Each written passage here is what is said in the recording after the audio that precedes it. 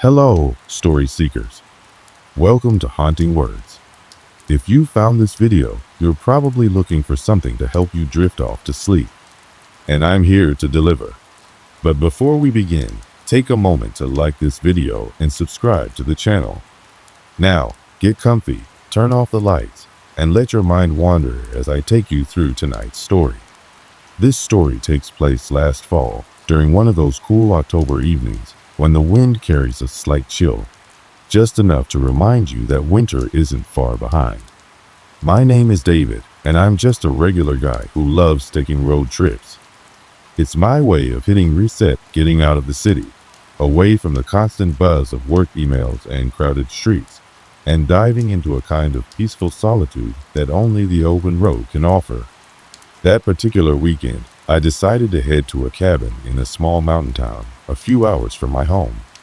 I'd been there once before, years ago with some friends, but this time I was alone. I was looking forward to the quiet, armed with a playlist of my favorite podcasts, a thermos of coffee, and snacks for the drive. The plan was simple. Drive up on Friday night, spend the weekend hiking and reading, and come back Sunday refreshed. My car was in good shape, at least I thought so. It wasn't anything flashy, just a sturdy sedan that had been reliable through countless trips. I had my GPS set to the cabin's location. It was one of those newer systems, built into the dashboard, and I trusted it more than I should have. Looking back, maybe that blind trust was my first mistake. The drive started off uneventful, the way most drives do. I left around 5 p.m., so by the time I hit the highway, the sky was already turning a soft orange. The sunset cast long shadows over the road, and the hum of the engine mixed with the low murmur of a true crime podcast I was listening to. I'd taken this highway before it stretched out straight as an arrow, bordered by dense forests on either side. Occasionally, the trees would break, giving me glimpses of rolling hills bathed in the dying light of the day. Everything about the evening felt calm, even a bit serene. About an hour into the trip, I passed a gas station I remembered from my last visit. It was the kind of place that looked like it had been there forever, with a peeling sign advertising gas prices that seemed stuck in another decade. I thought about stopping to top off the tank, but I still had half a tank left. I figured I'd stop on the way back. The next 2 hours slipped by easily. The highway eventually gave way to a narrower, winding road that led deeper into the forest. This was where things started to feel a bit different. The trees seemed taller, denser, and the road stretched out like a ribbon cutting through endless blackness. My headlights barely seemed to pierce the darkness, illuminating only what was directly in front of me. As I drove, I noticed how deserted it felt. No cars ahead, none behind. It was just me, the road, and the occasional rustle of leaves in the wind. Still, I didn't think much of it. This was a remote area after all, and it wasn't unusual for the roads to be empty this late. At some point, the GPS chimed in. "Turn right in 200 feet, it said in that calm, robotic voice. I glanced at the screen. It showed a narrow side road branching off into the woods. I vaguely remembered taking a similar turn last time, so I didn't question it. The road was unpaved, more like a dirt path than an actual street, and my tires crunched loudly over the loose gravel. The forest seemed even darker here, the trees closing in on either side like silent sentinels. It was then that I noticed something odd. My GPS screen had zoomed in strangely close, showing only my car icon and the path ahead. I tried to zoom out to get a better view of the route, but the controls didn't seem to respond. Still, I wasn't worried yet. After all, technology isn't perfect, and I dealt with GPS glitches before. I kept driving, following the faint glow of the screen and the calm voice directing me forward. The air inside the car felt heavier now, and I adjusted the vents to let in some fresh air. I told myself it was just my imagination, that I was tired from the long drive and needed to focus. I even switched off the podcast, thinking silence might help me concentrate. As I pressed on, the road seemed to get narrower, the trees closing in even tighter. I glanced at the clock on the dashboard. It was 9:47 p.m. I should have been at the cabin by now, or at least close, but according to the GPS, I still had 15 minutes to go. I didn't know it then, but those would be the longest 15 minutes of my life. I continued down the dirt path, my eyes flicking between the narrow road ahead and the GPS screen that was still acting strangely. The screen wasn't showing the usual details, no landmarks, no distance countdown, just my car icon crawling along a line in the middle of nowhere. I tapped the screen a couple of times, hoping to jolt it back into working properly, but nothing happened. The calm, robotic voice chimed in again. Continue straight for 5 miles. 5 miles didn't seem like much, but the road had already started to feel like it was dragging on forever. I glanced at the trees pressing in from both sides. They were massive, their twisted branches forming a canopy that blocked out the moonlight. The faint beams from my headlights seemed swallowed up by the darkness, illuminating only the gravel directly in front of the car. It was then I noticed something strange. The gravel beneath my tires didn't look like gravel anymore. It had turned darker, more uneven, as though it had been undisturbed for years. I slowed the car and leaned forward, peering through the windshield. It almost looked like the road was transforming, shifting into something less traveled, less welcoming. I told myself it was just the lighting or maybe my eyes playing tricks on me, but the uneasy feeling in my chest refused to go away. My grip on the steering wheel tightened as I scanned the path ahead, searching for any sign of familiarity. Recalculating, the GPS announced suddenly. That was odd. The path was a straight shot according to the screen. There was no turn or junction where I could have gone wrong. I frowned and glanced down at the display. For a moment, the screen went blank, and then it flickered back on. Now, the car icon was slightly off the line, floating in what looked like a void. Rerouting, the voice said, calm and confident, as if nothing was wrong. But something was wrong. I knew it. I stopped the car, pulling to a halt in the middle of the road. The only sound was the low hum of the engine and the faint rustling of leaves outside. I took a deep breath, trying to shake off the unease that was starting to creep into my thoughts. This is ridiculous, I muttered to myself, grabbing my phone from the passenger seat. I opened the Maps app and waited for it to load. The spinning wheel on the screen felt like it was taking forever, and when it finally stopped, my location pin dropped into nothing. The app showed a blank map with no roads, no landmarks, just a tiny blue dot in the middle of an empty grid. My stomach tightened. I tried zooming out, hoping to get a better view of my surroundings, but the app wouldn't respond. I switched to another GPS app, but it refused to load entirely. Frustration bubbled up inside me as I toggled airplane mode on and off, but nothing worked. It was like my phone had suddenly lost all sense of where I was. That's when I noticed the silence. At first, I thought it was just the absence of the podcast, but this was different. The kind of silence that feels alive, heavy, the kind that presses against your ears and makes you hyper-aware of every little sound. I rolled down the window slightly, letting the cool night air seep in, and listened. Nothing. No crickets chirping. No distant hum of insects. No rustling of small animals in the underbrush. Just the soft whisper of the wind threading through the trees. I felt a chill crawl up my spine. The forest wasn't just quiet, it was still. I turned the GPS back on, trying to push the feeling aside. The screen flickered again before settling on the same blank map. The voice spoke up once more. Continue straight for 5 miles. It was the same instruction as before, but now it felt different. There was something unsettling about how calm the voice sounded, as if it hadn't registered the strangeness of what was happening. Reluctantly, I eased my foot off the brake and let the car roll forward. The road was rougher now, and I could feel every bump and groove through the steering wheel. My headlights caught the faint outlines of branches hanging low over the path, their gnarled shapes casting eerie shadows that danced across the hood of the car. A few minutes later, I saw something ahead, a faint glow in the distance, just beyond the reach of my headlights.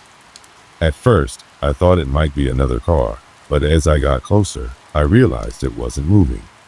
It was stationary, flickering like a candle flame in the darkness. Curiosity mixed with unease as I slowed down, squinting to make out what it was. The glow came from an old metal sign, its paint chipped and faded. The words were barely legible in the weak light. Private property. No trespassing. I hesitated. The GPS still insisted I go straight, but the sign didn't feel like something I should ignore.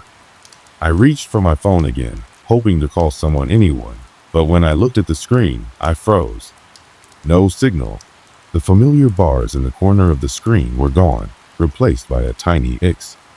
I held the phone up, twisting it in different directions, but it was useless.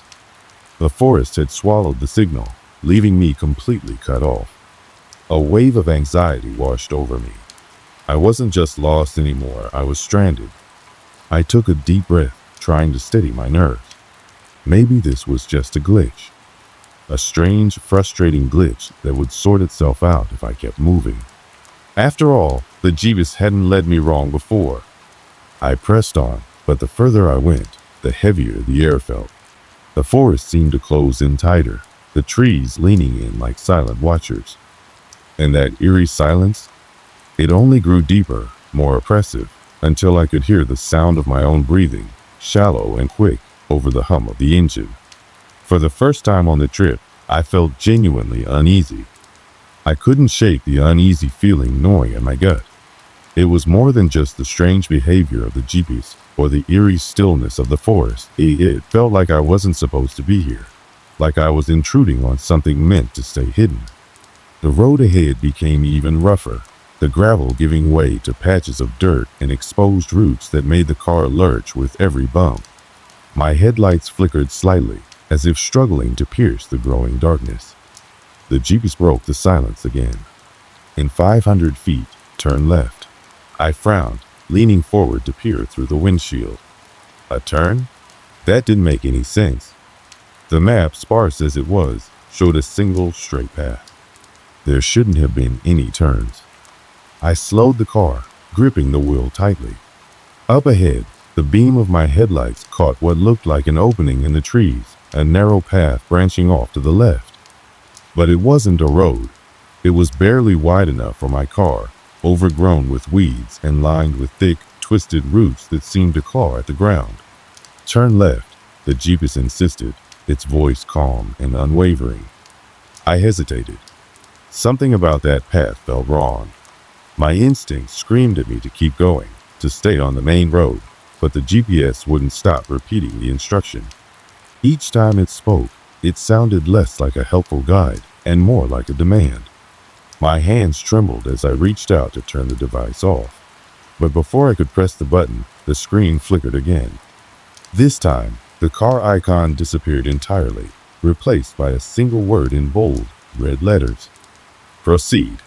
I jerked back, my heart hammering in my chest. The GPS screen flickered once more before going completely black.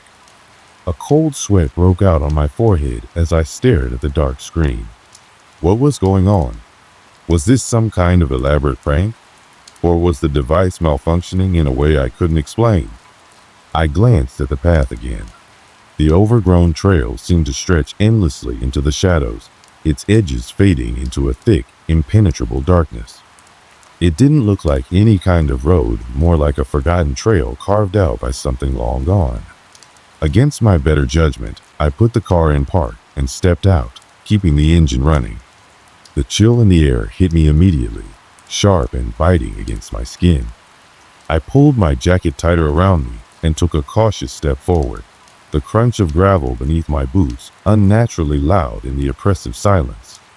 The forest was different out here. The air felt heavier, colder, and it smelled faintly of damp earth and decay. The trees towered above me like silent sentinels, their branches twisted into grotesque shapes that blocked out the sky. I crouched near the path, squinting at the ground. There were faint marks in the dirt, barely visible in the dim light. At first, I thought they might be tire tracks, but as I leaned closer, I realized they weren't shaped like any tracks I'd ever seen. They were uneven, almost claw-like, as though something had dragged itself along the trail. My stomach churned, and I stumbled back, nearly tripping over a root. The logical part of my brain screamed that it was just an animal, maybe a deer or a bear. But deep down, I couldn't shake the feeling that it was something else. I hurried back to the car, my hands shaking as I gripped the door handle. But just as I was about to climb back in, I heard it. A sound. At first, it was so faint I thought I'd imagined it as soft, distant rustling, like leaves brushing against each other. But then it grew louder, closer. It wasn't the wind. It was deliberate, rhythmic, like footsteps crunching through the underbrush. I froze, my breath hitching in my throat. The sound was coming from the path. "Hello?" I called out, my voice trembling. No response. The footsteps continued, slow and steady, moving closer with each passing second. My pulse pounded in my ears as I scanned the darkness, searching for the source of the noise. And then I saw it. Just beyond the edge of the headlights, something moved. It was barely more than a shadow, but it was there, tall, hunched, and unnatural. Its movements were jerky and disjointed, as though it wasn't used to walking.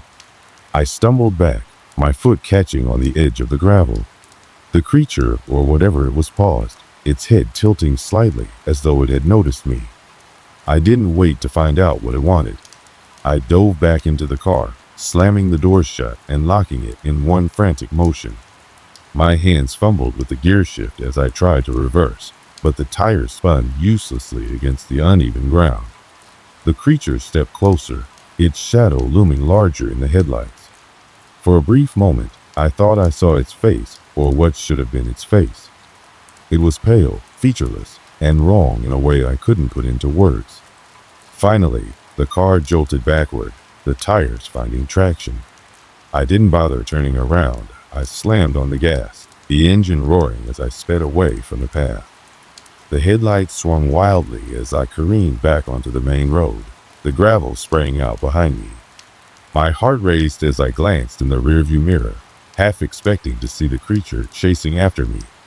But there was nothing. The path had vanished into the darkness, leaving no trace of what had just happened. I kept driving, my knuckles white as I gripped the wheel. But the forest didn't let up. The road stretched endlessly before me, and the oppressive silence returned, heavier than ever. And then the GPS came back to life. The screen flickered on, displaying a new instruction. Do not stop. The road stretched on endlessly, each passing second steeped in a tension so thick it felt like the air itself was weighing me down. The GPS continued its cryptic command, do not stop. My hands trembled as I gripped the steering wheel, my eyes darting between the road ahead and the screen. I couldn't stop replaying the image of that figure in my mind, its strange, jerky movements, the unnatural way it seemed to exist outside the rules of the world I knew. The forest around me grew darker, the trees tightening their grip on the road like skeletal fingers reaching for a victim. The car's headlights barely penetrated the gloom, and every shadow seemed to ripple with life, threatening to lurch into view at any moment. The GPS screen flickered again. This time, it displayed a countdown. 5 o'clock. My breath hitched. A countdown to what? The seconds ticked away relentlessly. 4:59. 4:58. Come on, I yelled at the device, slapping it in frustration. What the hell do you want from me? My voice echoed hollowly in the confined space of the car, swallowed almost immediately by the oppressive silence outside. And then the lights cut out. In an instant, the car was plunged into total darkness. The engine sputtered but didn't die, leaving me in a dim cocoon of soundless dread. I slammed my foot on the brake, and the car skidded to a halt, the tires grinding against the gravel. No, no, no, I muttered, fumbling to turn the headlights back on. They flickered once, dimly illuminating the road ahead, before going dark again. The GPS, however, remained active. Its glow bathed the interior of the car in an eerie green light, the countdown still ticking.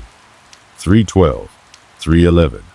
I tried to start the car again, turning the key in the ignition with desperate urgency.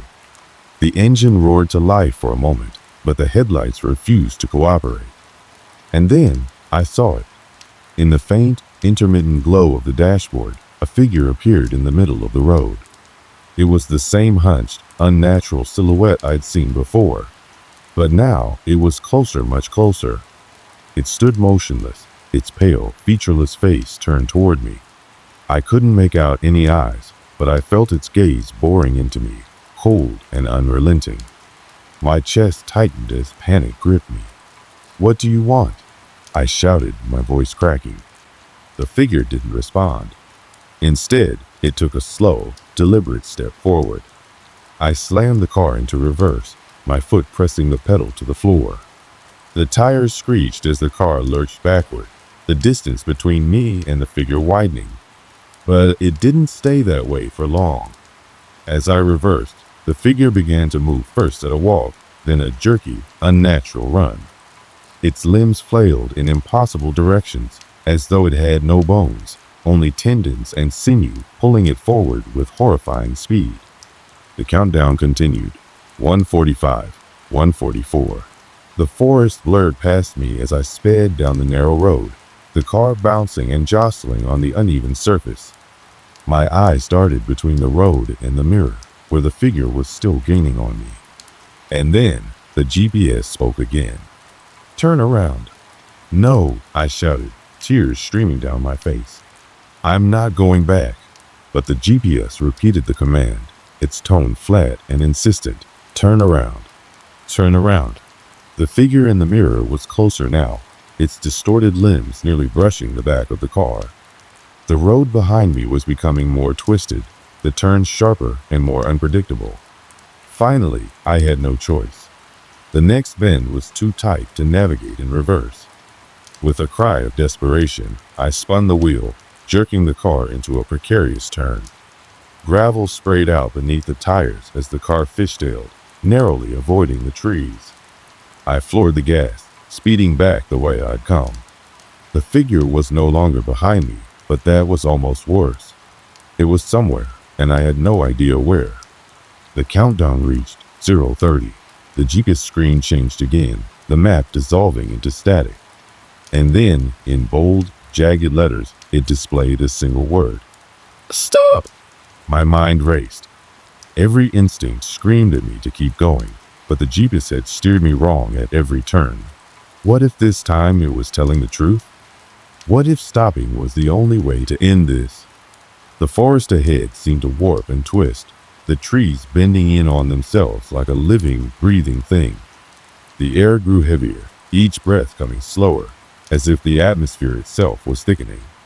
Finally, I slammed on the brakes, the car skidding to a halt in the middle of the road. For a moment, nothing happened. The world stood still, the silence so complete it was deafening. And then it appeared. The figure emerged from the trees, its movements slow and deliberate.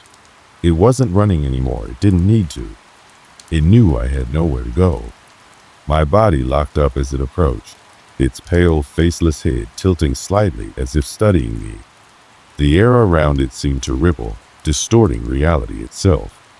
The GPS flickered one last time before going dark. And then the figure spoke. Its voice wasn't human. It wasn't even a voice, not really. It was a sound, a low, guttural vibration that seemed to come from everywhere and nowhere at once. It filled the car, rattling the windows and piercing through my skull. I couldn't understand the words, if they were even words, but their meaning was clear. I wasn't supposed to be here. My vision blurred as the sound grew louder, each pulse of noise driving a spike of pain through my head. I clutched at my ears, screaming, but it was no use. The world around me began to dissolve, the edges of reality fraying like an old, tattered piece of fabric. And then, just as suddenly as it had begun, it stopped. The figure was gone. The forest was silent, and I was sitting alone in my car, the headlights illuminating an empty, unremarkable stretch of road. I didn't wait to question what had happened. I started the car, turned around, and drove as fast as I could. The GPS remained dark, its screen cracked and lifeless. The car roared to life with a jolt, and I barely noticed the trembling in my hands as I gripped the wheel tighter than ever before. My only thought was escape to get as far away from that place as possible. The GPS was dark now, its screen shattered and devoid of the eerie green glow that had guided me through the nightmare. The forest stretched on, endless and silent, as I sped down the road. Every creak of the car, every rustle of the trees outside made me flinch.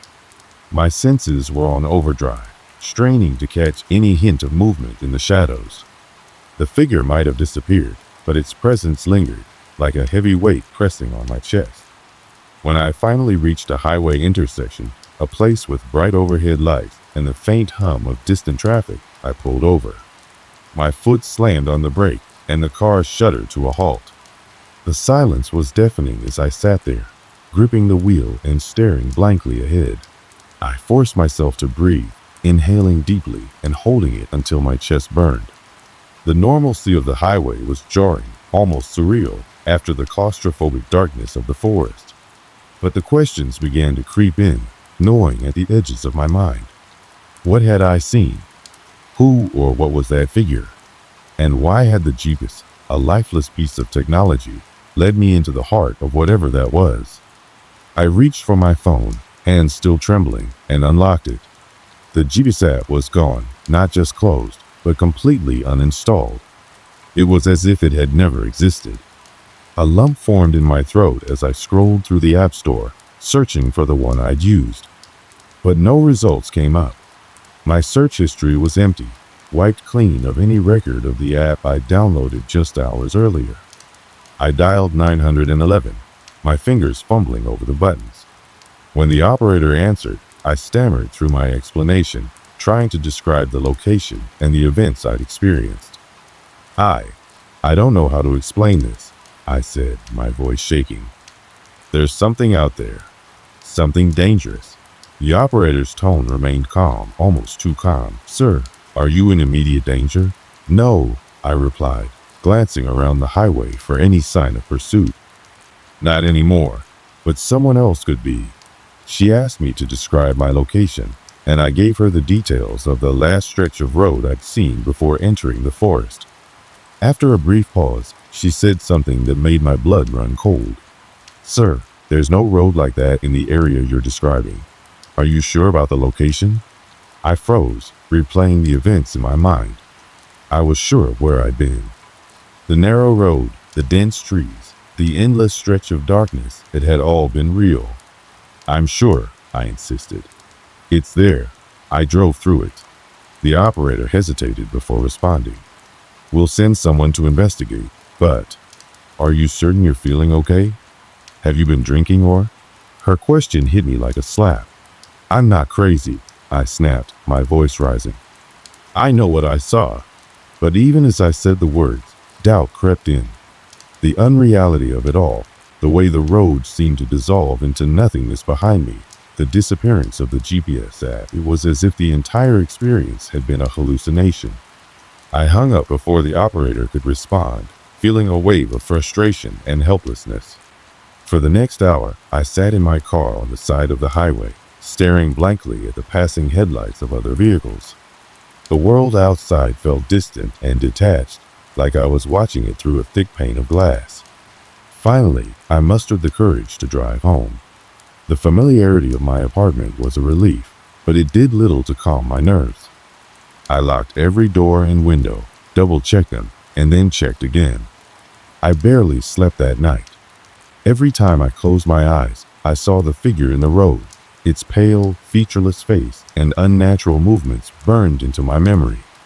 Over the next few days, I scoured the internet for any mention of the road, the GPS app, or similar experiences. I combed through forums, news articles, and obscure blogs, desperate for answers. But I found nothing. No one else had reported anything like what I'd experienced. The doubts began to creep in again. Had it really happened? Was my mind playing tricks on me? I tried to move on, but the incident left a mark I couldn't shake. Driving became a source of anxiety, especially at night. Every time I turned on a GPS, I felt a pang of dread, half expecting it to lead me back to that cursed road. Months passed, and life slowly returned to normal. The memory of that night dulled, though it never truly faded. I stopped trying to make sense of it, accepting that some questions might never have answers. But one day, as I was cleaning out my car, I found something that sent chills down my spine. It was a piece of paper, folded and tucked into the glove compartment. I didn't remember putting it there, and it wasn't something I'd seen before. With trembling hands, I unfolded it. The paper was blank, except for a single sentence written in jagged, uneven letters. "You were warned." I stared at the paper, the words etched in jagged, almost violent handwriting. "You were warned." My first instinct was to drop it as if it might burn me, but I couldn't tear my eyes away. My heart pounded so loudly that it drowned out every other sound. Where had this come from? How long had it been sitting there, waiting for me to find it? The car had been locked every night, and I hadn't let anyone else inside since that night. The paper felt heavier than it should, as if it carried the weight of the unanswered questions I tried so hard to bury. For a long time, I just sat there, the car keys still dangling in the ignition. The memory of that night rushed back with a force that left me breathless, the eerie voice from the jeepers, the figure in the road, the inexplicable silence of the forest. And now this. I knew what the logical side of me wanted to do. Throw it away. Forget it. But the other side, the part of me that couldn't let go of the terror and the mystery, knew I couldn't ignore it. I folded the paper back up and slid it into my pocket, feeling its weight against my leg as I walked into my apartment. The door closed behind me with a reassuring click, but I didn't feel safe. Not anymore. That night, I couldn't sleep. Every shadow in my room felt alive, every creak of the walls an echo of something watching me. The words on the paper replayed in my mind, their meaning twisting and turning into something darker each time I thought about them. Warned about what? I whispered to the empty room, as if saying it aloud might summon an answer. But there was nothing, just silence. In the days that followed, I carried on with life as best I could, but everything felt different. The world seemed off, like a picture that had been slightly tilted. The smallest thing set me on edge: a car that followed too closely, an unexpected knock at the door, a stranger's lingering glance.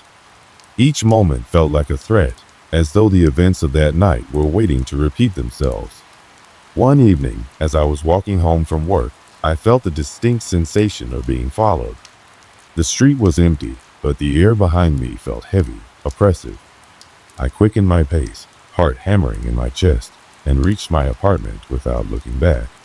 I bolted the door and leaned against it, trying to steady my breathing. My phone buzzed in my pocket, startling me. With shaking hands, I pulled it out and looked at the screen. It was a notification, an app I didn't recognize. Ready for another drive? My blood ran cold. The app icon was the same green as the jeepus that had led me into the nightmare months ago. I stared at it, paralyzed, as the screen dimmed and locked itself. This time, I didn't open the app. I didn't delete it. I left my phone on the counter and didn't touch it again that night. Weeks turned into months, and the app never reappeared. The paper remained hidden in a drawer, a silent reminder of the unknown. I moved to a new city eventually, hoping that distance might help me escape the lingering unease. But even now, as I sit here telling you this, I can feel its shadow stretching across my life. Every so often, I'll hear a voice on the GPS that sounds just a little too familiar. Or I'll catch a glimpse of movement in the corner of my eye while driving. And sometimes, late at night, when the world is silent and I'm alone with my thoughts, I'll feel the weight of the paper in my pocket again, even though I know it's not there. I've stopped trying to understand what happened that night. Maybe it was a warning. Maybe it was a test. But whatever it was, it left me with one unshakable truth. There are places in this world we're not meant to go. And sometimes the things guiding us there aren't looking out for our best interests. So if your GPS ever takes you down an unfamiliar road and the signs start to feel wrong, turn around. Don't ignore the voice in your head telling you something isn't right, because not everyone gets the chance to make it back. I was heading home after a long day at work. To give you a bit of context, This was a few years ago when I had just moved to the city. I had taken up a job in a large corporate office downtown, the kind where glass towers seemed to touch the clouds, and people hustled through revolving doors in tailored suits. The building I worked in was enormous, a monolithic structure that always seemed to hum with activity. I remember that day vividly. The air had that chill which makes you pull your coat a little tighter, and the streets were scattered with fallen leaves. My office was on the 14th floor, and my day had been as routine as they come, an endless stream of emails, meetings, and the usual office small talk. By now, you're probably wondering who I am. My name is Adam, just an ordinary guy trying to make a living. I grew up in a small town where everyone knew everyone else. Moving to the city was a big change for me, but it was something I needed a chance to start fresh. That evening, as the clock neared 8 p.m., I was one of the last people left in the office. My coworker, Paul, had left hours earlier, joking that I was married to my desk. I chuckled at the thought, but it wasn't far from the truth. Work was my priority back then, and I didn't mind the quiet hours when the office emptied out. The building itself was modern but had its quirks.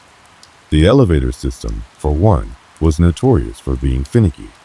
There were 4 elevators, each with sleek, mirrored interiors and a soft, artificial hum that filled the silence as you rode up or down.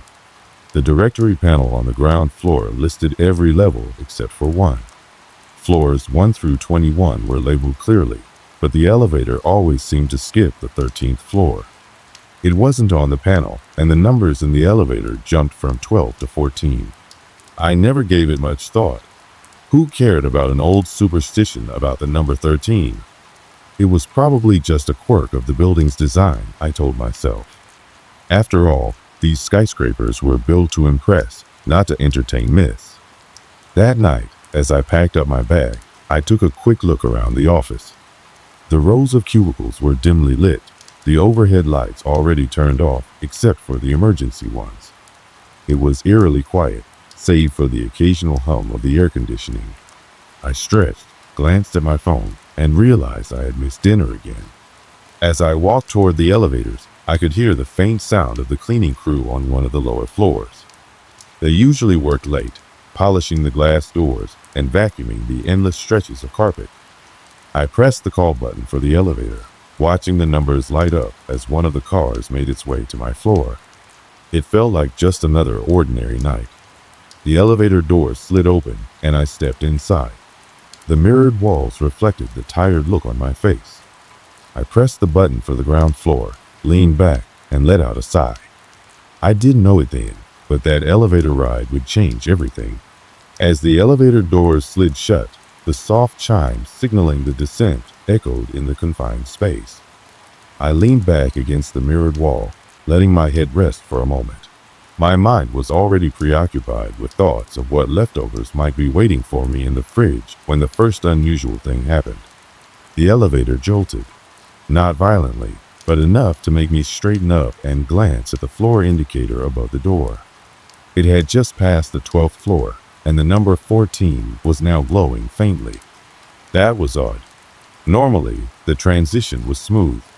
I frowned but dismissed it. Then came a second jolt, this one sharper than the first. The lights inside the elevator flickered briefly, and the hum of the machinery seemed to fade, replaced by an unsettling silence. My stomach did a small flip, the kind you get when an elevator suddenly drops too quickly. Except this one hadn't moved. I pressed the button for the ground floor again, harder this time, as if that might somehow fix whatever glitch was happening. Nothing. The elevator remained still for what felt like minutes, though it was likely just a few seconds. Finally, it began to move, but not in the way I expected. The floor indicator lit up again, only this time it displayed a number I had never seen before in that building. 13. I blinked. That couldn't be right. There was no 13th floor in this building. It wasn't listed on the directory in the lobby, and the elevator always skipped from 12 to 14. My hand instinctively moved to the control panel, where I scanned the buttons. As always, there was no button labeled 13. My first thought was that this had to be some kind of malfunction. Maybe the display was acting up, or the elevator had miscalculated its position. But when the doors began to open, my gut told me something wasn't right. The space beyond the elevator didn't resemble any floor I'd seen before in the building. Instead of the modern, well-lit hallways lined with frosted glass and polished metal, this floor looked unfinished. The walls were bare concrete, with exposed beams and pipes running along the ceiling. The air was thick and musty, carrying a faint metallic tang that made my nose wrinkle. I didn't step out. Something in me, some primal instinct, kept me rooted to the spot. The doors stayed open, as if inviting me to leave, but I couldn't bring myself to cross the threshold. Instead, I reached out and pressed the door close button repeatedly. The doors didn't budge. My pulse quickened. I told myself to stay calm. Maybe this floor was under construction, or perhaps it was some kind of maintenance area. But the longer I stood there, the more wrong it felt. The lighting was dim, the flickering fluorescent tubes barely illuminating the space. Shadows seemed to stretch unnaturally along the walls, shifting slightly even though nothing was moving. Then I heard a sound that sent a chill down my spine. It was faint at first, almost imperceptible, like the distant hum of machinery. But as I strained to listen, it became clearer. Footsteps, slow, deliberate, and heavy, echoing from somewhere down the hallway. I couldn't see anyone, but the sound was unmistakable. My mouth went dry, and my finger hovered over the emergency call button on the panel. But something stopped me. I didn't want to make noise. The footsteps grew louder, closer. Whoever or whatever was out there wasn't in a hurry, but they were heading in my direction. My heart was pounding now, each beat echoing in my ears. I stepped back, pressing myself against the far wall of the elevator, as if that would somehow make me invisible. The footsteps stopped, just out of sight. For a moment, the only sound was the flickering hum of the overhead lights. Then, a shadow appeared on the floor just beyond the doorway. It wasn't shaped like a person. I couldn't make sense of it at first. The shadow seemed to shift and distort, as though it didn't belong to anything solid.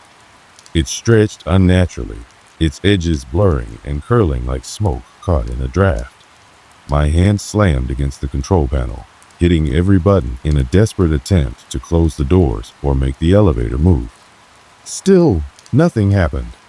The shadow began to shift, inching closer to the doorway. That's when I did something I've never been able to explain. Instead of running, screaming, or calling for help, I spoke. "Is someone there?" My voice sounded small and shaky, barely audible over the pounding of my heart. For a moment, nothing happened. The shadow paused, as if it had heard me and was considering its next move. Then, slowly, it began to retract, pulling back into the hallway until it was out of sight. The doors finally started to close, and I let out a breath I didn't realize I'd been holding. But just as the gap between the doors narrowed, a hand shot through the opening. Only, it wasn't a hand. It was dark, almost black, with elongated fingers that looked more like claws than anything human. The doors froze, and the elevator jolted again, this time so violently that I nearly lost my balance. I pressed myself against the wall, my chest heaving as I tried to catch my breath. The hand withdrew, and the doors slammed shut with a metallic clang. The elevator began to move again, this time descending rapidly. I stared at the floor indicator, watching as the numbers ticked down. 12, 11, 10. All the way to the ground floor. When the doors finally opened, I bolted out of the elevator, nearly tripping over my own feet. The lobby was empty, the polished floors gleaming under the soft glow of the overhead lights. Everything looked normal, as though nothing had happened. I stood there for a long moment, my hands trembling and my breathing uneven. Then, without looking back, I walked out of the building and into the cold night air. That was the first time the elevator took me to the 13th floor. It wouldn't be the last. I didn't speak of what happened that night, not to anyone. It felt absurd to even consider explaining it. The elevator stopped at the 13th floor. That sentence alone sounded like the start of some bad urban legend. Instead, I convinced myself it was a one-off, a glitch. Elevators malfunction all the time, right? But deep down, I knew it wasn't a glitch. Over the next few days, life went on as usual, though I couldn't shake the unease that had settled in my chest. The office still hummed with its usual rhythm. Coworkers chatting over coffee, the clatter of keyboards filling the air, and the occasional ring of a phone cutting through the din. To anyone else, it was a typical week. To me, it felt like waiting for the other shoe to drop. And drop it did. It started subtly, almost imperceptibly. On Wednesday, as I waited for the elevator to arrive on the ground floor, I noticed something odd. The ding that signaled its arrival was faint, muffled, like it was coming from somewhere far away. When the doors opened, the light inside seemed dimmer than usual, casting long, uneven shadows on the floor. I hesitated before stepping in. The memory of the 13th floor lingered in my mind, but there were no stairs in this building, and I wasn't about to climb 15 stories. With a deep breath, I stepped inside and pressed the button for my floor. The ride was uneventful at first, though I couldn't shake the sensation that the air felt heavier, as if the space was closing in on me. The hum of the elevator's machinery sounded different lower, almost like a growl. When the doors opened to my floor, I stepped out quickly, glancing over my shoulder as they closed. It was only later, as I sat at my desk, that I noticed something strange. My watch, which I always kept synchronized with the office clock, was 5 minutes behind. At first, I dismissed it. Maybe I'd accidentally bumped the crown or something. But when I checked my phone, the time matched my watch, not the clock. Somehow, I had lost 5 minutes between the ground floor and the 15th. I told myself I was overthinking things. It was easy to rationalize small discrepancies. But as the week went on, the discrepancies piled up. On Thursday, the elevator skipped my floor entirely. I pressed the button for the 15th, watched the indicator climb, and then suddenly, it jumped from 14 to 16. Panicked, I pressed the emergency stop button, but nothing happened. When the doors finally opened, I found myself staring at an unfamiliar hallway. This one wasn't like the 13th floor. It was cleaner, more polished, but eerily empty. The air was cold enough that I could see my breath. I stepped out cautiously, half expecting someone to yell at me for wandering into restricted areas, but the silence was deafening. The walls were lined with framed photographs, all of them black and white. They depicted people, families, workers, couples posing stiffly as if for a formal portrait. Something about their expressions made my skin crawl. They weren't smiling. In fact, their faces seemed almost blank. I turned back to the elevator, my pulse quickening. When I pressed the button to return to the ground floor, the doors didn't close right away. Instead, they lingered open, as if giving me a chance to reconsider. I pressed the button again, harder this time, and finally, the elevator began its descent. I didn't tell anyone about that incident either. How could I? Every explanation sounded ridiculous in my head. By Friday, I had resolved to avoid the elevator entirely. I figured I'd leave early and use the service stairs, but when I arrived at the building that morning, something stopped me in my tracks. The elevator doors were open. Not just open, they were propped open, held in place by a small wooden wedge. The interior lights flickered erratically, casting jagged shadows across the floor. I stared at it for a long moment, my gut screaming at me to walk away. But curiosity, or maybe some misguided sense of duty, pulled me forward. This time, I didn't even press a button. The doors slid shut the moment I stepped inside, and the elevator began to move on its own. The floor indicator was blank. The ride was smooth at first, almost eerily so. The hum of the machinery had returned to its normal pitch, and the air felt less oppressive. For a brief moment, I thought I might actually be imagining things. Then, the elevator stopped. The doors opened, and I found myself staring at the 13th floor again. It looked different this time. The walls were still bare concrete, but now there were streaks of something dark smeared across them. Rust, maybe, or something worse. The fluorescent lights buzzed loudly, some of them flickering so rapidly it hurt my eyes. I didn't step out. Instead, I leaned forward slightly, peering into the hallway. That's when I saw it. At the far end of the corridor, something was moving. It was subtle at first, a shadow shifting against the wall, but as I focused on it, the movement became more distinct. It wasn't a person. It was too tall, too thin, its limbs bending at unnatural angles. My breath caught in my throat as the figure turned toward me. Its face, or what should have been a face, was featureless, a smooth, dark surface that reflected the flickering light. I slammed my hand against the control panel, hitting every button in blind panic. The elevator shuddered, then began to descend rapidly. I stumbled back, gripping the railing for support as the walls seemed to close in around me. When the doors finally opened to the ground floor, I practically fell out of the elevator, gasping for air. The lobby was empty, the receptionist's desk unoccupied. For a moment, I thought about calling someone's security, maintenance, anyone who could explain what was happening. But when I turned back to look at the elevator, the doors were already closed, and the floor indicator was blank. I left the building that day and didn't return for the rest of the weekend. But the 13th floor wasn't done with me yet. Monday came, but I wasn't ready for it. The weekend had been an exhausting mix of restless nights and uneasy thoughts. The constant hum of the elevator, the strange events, the figure that I could never unsee, everything felt too surreal, too wrong. Yet, the moment I stepped into the office building on Monday morning, I knew I couldn't run anymore. The elevator loomed in the corner of the lobby, its doors standing open as if beckoning me. I had avoided it all weekend, but now it felt like a challenge I couldn't back away from. There was a strange pull in my chest, something darker than curiosity, something more desperate. I couldn't ignore it any longer. I walked toward it with every muscle in my body screaming to turn and leave. The lobby was quieter than usual. The receptionist's desk was still empty, and the hum of voices from the usual crowd of office workers seemed distant, muffled. When I reached the elevator, I felt a strange sensation flood my body, a sense of déjà vu mixed with a dark certainty. I pressed the button to summon the elevator, but it didn't respond. I pushed it again. Still nothing.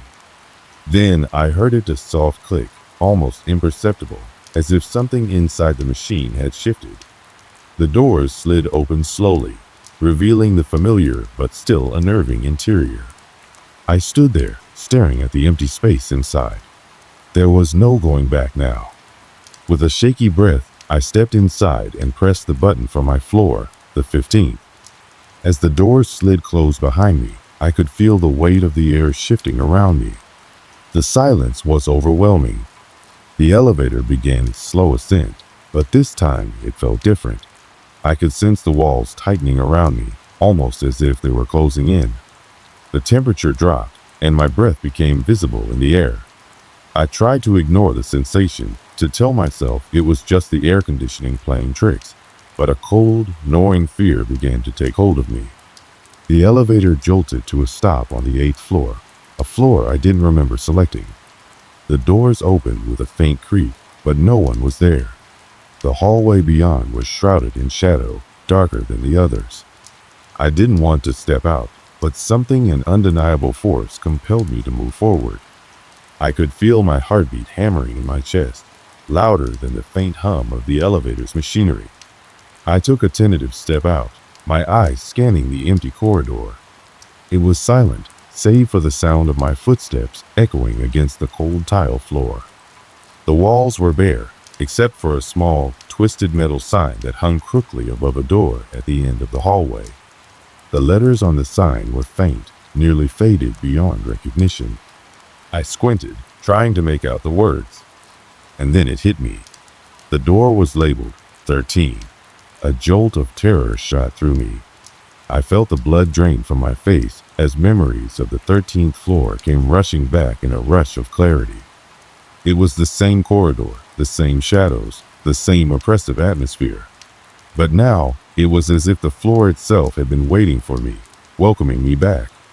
I turned to run, But before I could take another step, the elevator doors slammed shut behind me. The elevator had left, disappearing into the dark void of the building. I was trapped. Panic set in. I rushed down the hallway, looking for any sign of an exit, a stairwell, anything that could save me from whatever was happening. But the hallway stretched on endlessly, as if it were mocking my every move.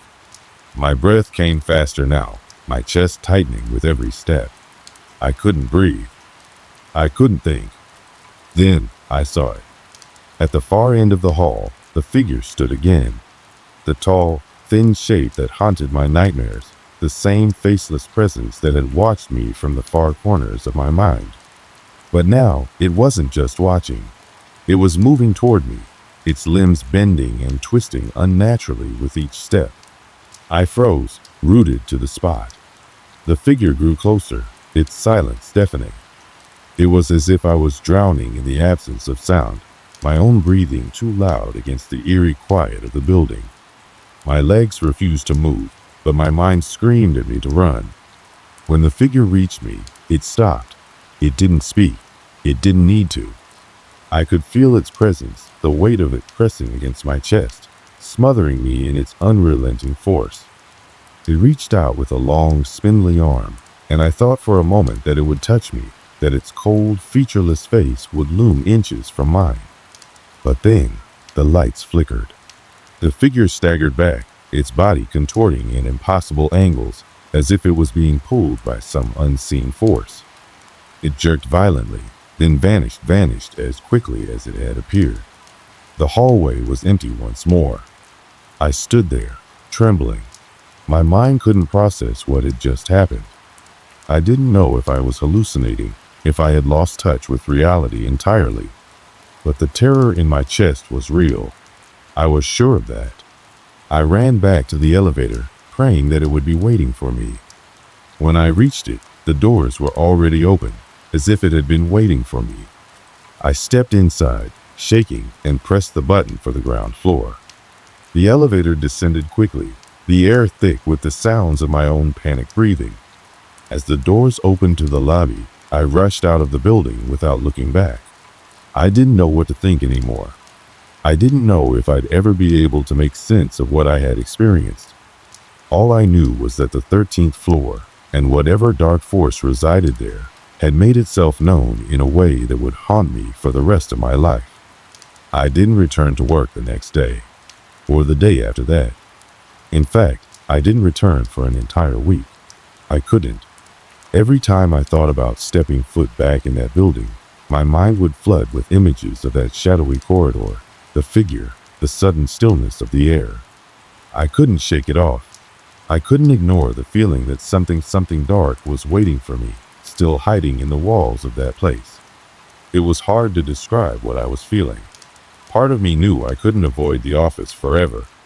But another part, the more rational part, told me I needed to face whatever had happened. Perhaps if I just went back, it would all make sense. It was just a bad experience, a strange anomaly, something I could chalk up to a trick of the mind. Maybe I'd be able to shake off the fear and go on with my life. But the truth was, I didn't feel like myself anymore. I wasn't the person who had walked into that building a week ago. I had been changed, haunted. On the 8th day after my encounter with the elevator, I made myself get dressed, grab my keys, and drive to the office. My hands were clamming on the steering wheel as I neared the familiar street, and my stomach churned with a sense of dread that I couldn't place. I hadn't told anyone about what happened. I couldn't bring myself to speak the words out loud. It sounded too insane, too irrational. So, I said nothing. The building loomed ahead as I parked my car in the nearly empty lot. It seemed much quieter now, as if the very air had become heavy with something dark. I stepped out of the car, feeling the weight of it settle on my chest. I wasn't sure if I was going to get answers today. I wasn't sure if I'd even survive this return. But I knew I had to try. I walked through the main entrance, the doors automatically sliding open in front of me. The lobby was eerily silent, save for the dull hum of the overhead lights. The receptionist's desk was still empty, as it had been when I left. The entire building seemed abandoned, a hollow shell. I couldn't help but glance over at the elevator. The familiar metal doors stood there, waiting for me, as if they knew I couldn't stay away for long. But I didn't approach it. I walked past, moving toward the stairwell instead, feeling a strange pull in my chest. As I climbed the stairs, my footsteps felt far too loud, echoing through the stairwell in a way that made me jump at every creak. I reached the 14th floor, stepping out into the still, quiet hallway. I had no idea where I was going. I didn't even know what I hoped to find. But something compelled me to go further. I pushed open the door to the 15th floor and was met with the usual rows of cubicles and office chairs. It looked as though nothing had changed, but a glance toward the corner of the room made my blood run cold. The elevator doors were wide open. I froze, my heart hammering in my chest. I felt like I was being pulled toward it, as if there was no choice but to confront whatever it was that had been waiting for me all this time. But this time, something was different. The elevator wasn't empty. The same figure, the same faceless shape, stood inside, waiting. Its limbs twisted unnaturally, just as they had before. The cold air around it seemed to ripple, vibrating with a dark energy that I couldn't comprehend. It looked as if it was calling me, but I couldn't tell if it was beckoning me toward it or if it was ready to engulf me in its shadow. I didn't know what to do. I was paralyzed, caught in the grip of fear, unable to move, unable to scream. It was like my entire body had been frozen in place. Every inch of me wanted to run, but I couldn't. I just stared at the figure as it remained motionless, its cold presence growing heavier in the room. And then, for a split second, everything stopped. The figure, the air, the world, it all came to a standstill. And in that moment of stillness, something shifted. The elevator doors slammed shut with a force so sudden, it knocked me back against the wall. I gasped, my heart racing as I stared at the now closed doors. It was as if the figure had disappeared entirely, as if it had never been there at all. I didn't stick around to find out. I bolted for the stairwell, not daring to take the elevator again. My legs burned as I rushed down the stairs, each step faster than the last, until I was outside and away from the building. I didn't stop running until I was back in my car. I sat there for a long time, my hands gripping the steering wheel so tightly that my knuckles turned white. What had I just seen? I didn't have an answer. I couldn't make sense of what had happened. The elevator, the figure, the floor that didn't exist on the directory.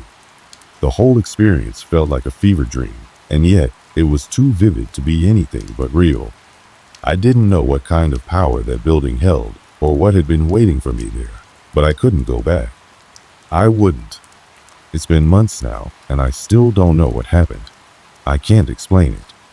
But I've moved on. I found another job, left that building behind, and haven't looked back.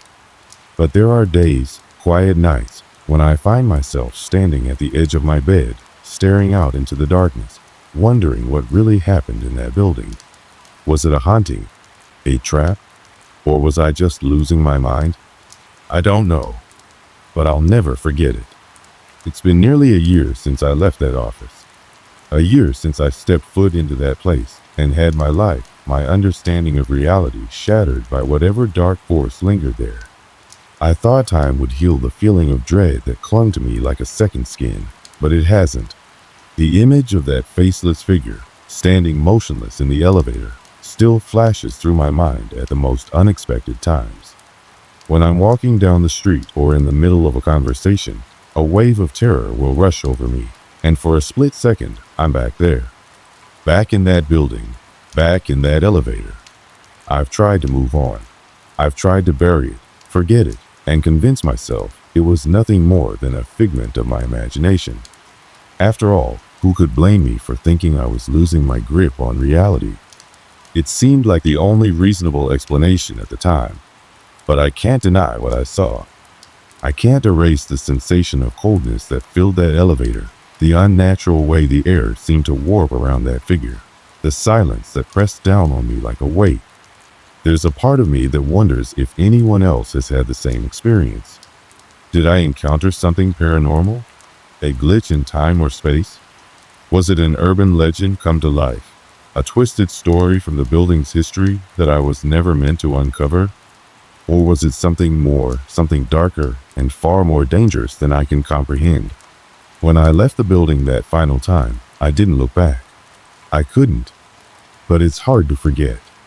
Every day I carry a little piece of that place with me. I keep myself away from old, abandoned buildings, especially ones with elevators. When I hear someone talk about those dark corridors, I'll turn away, pretend I didn't hear. It's like a part of me still feels it, the pull of that place, the way it tried to lure me back, to drag me into its mystery and madness. I've done some research, tried to find out if anyone else had a similar experience in that building. I found nothing. No one seemed to have any knowledge of it, or maybe they just didn't want to talk about it. No one had seen anything out of the ordinary in the office. Everyone seemed perfectly fine, normal, even on the surface. But I know what I felt. I know what I saw, and I know what it was like to feel like I was losing control of my own mind. I'm still haunted by that moment when I was in the elevator, when everything went still, and that figure stood there, waiting. I'll never forget that horrible sense of inevitability, the suffocating fear that told me something was about to happen, something I couldn't escape. But when the doors slammed shut and I ran from the building, I never got the closure I needed. The answers I was looking for never came. And maybe they never will. I still think about what happened to the other people who worked in that building. The ones who left, the ones who stayed. I wonder if they ever noticed the strange happenings, the way the air always seemed too thick, the strange hum that would fill the silence. Did they feel the same sense of unease that I did? Or was I just the unlucky one? Maybe I was the only one who was meant to see it, meant to experience it. Sometimes I think about going back. But then the thought of it, the thought of stepping into that elevator again, of feeling the coldness, of seeing that thing waiting for me, makes my heart race. I don't know what would happen if I did. Would I face whatever it was again? Would the truth finally be revealed? Or would it be worse than before? Something darker, something I couldn't survive. For now, I leave the past where it belongs. I carry on with my life, trying not to let the memories resurface, trying not to look over my shoulder when I hear the faint sound of an elevator bell in the distance. I keep telling myself it's over, that I've escaped whatever dark force existed in that building. But deep down, I wonder if I'll ever truly escape it. Maybe I'll never fully understand what happened that day. Maybe the answers aren't meant to be found. But the one thing I do know for sure is this. I'll never forget.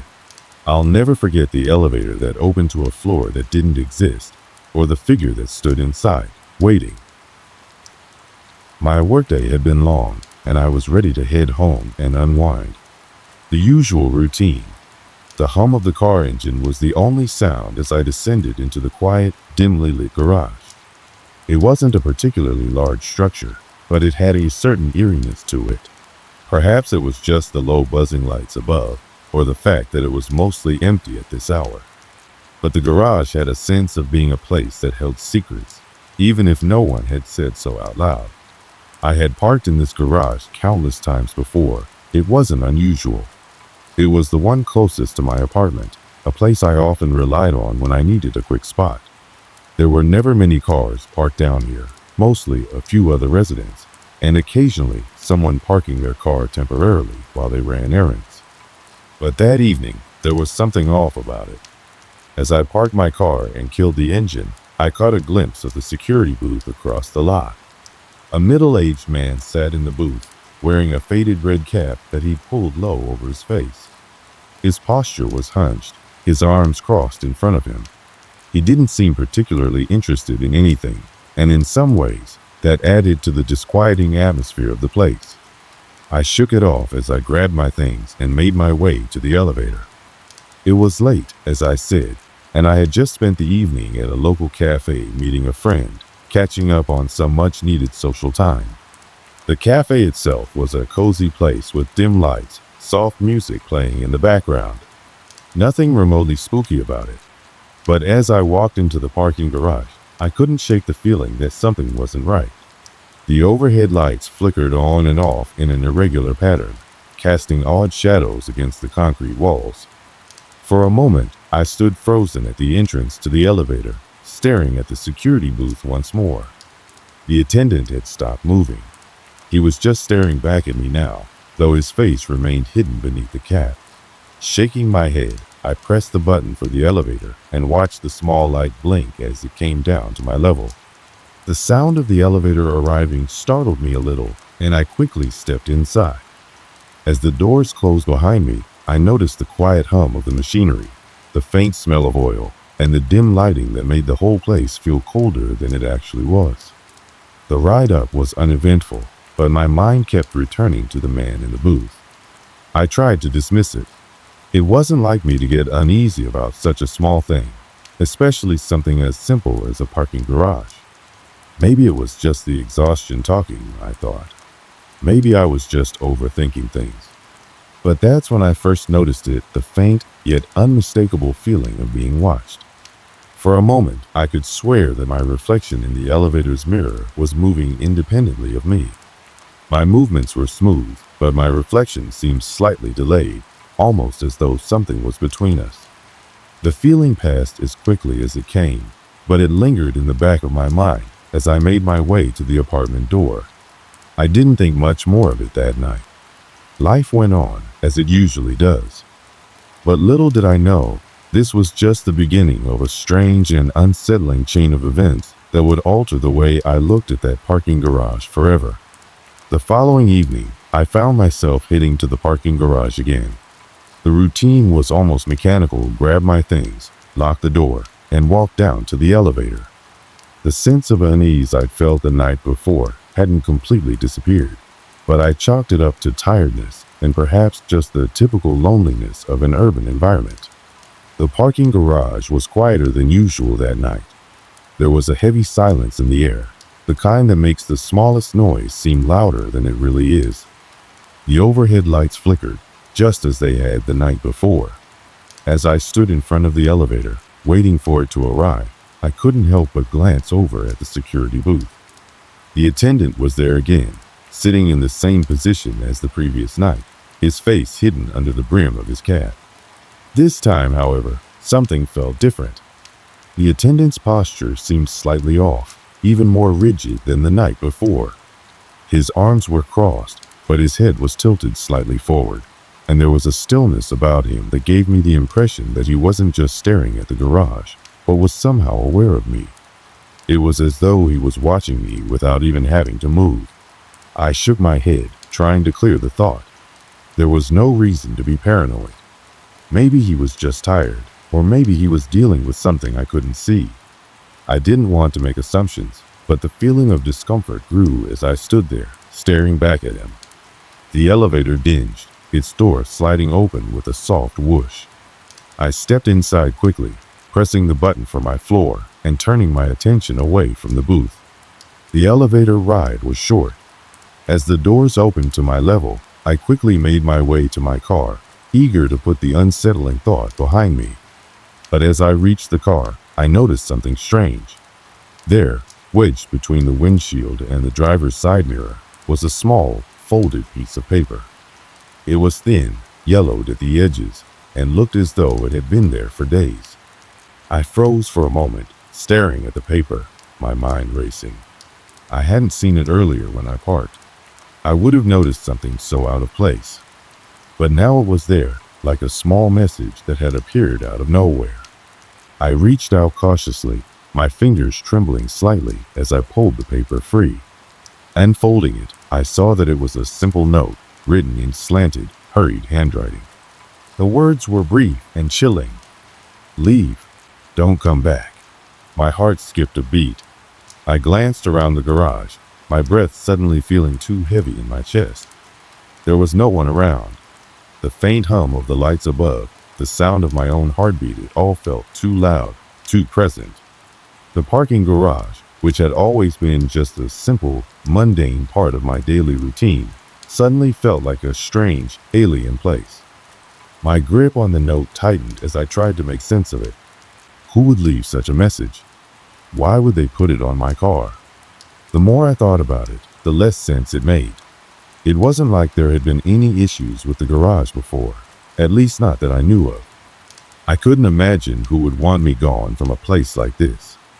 I stuffed the note into my pocket, trying to shake the unnerving feeling that was settling in my stomach.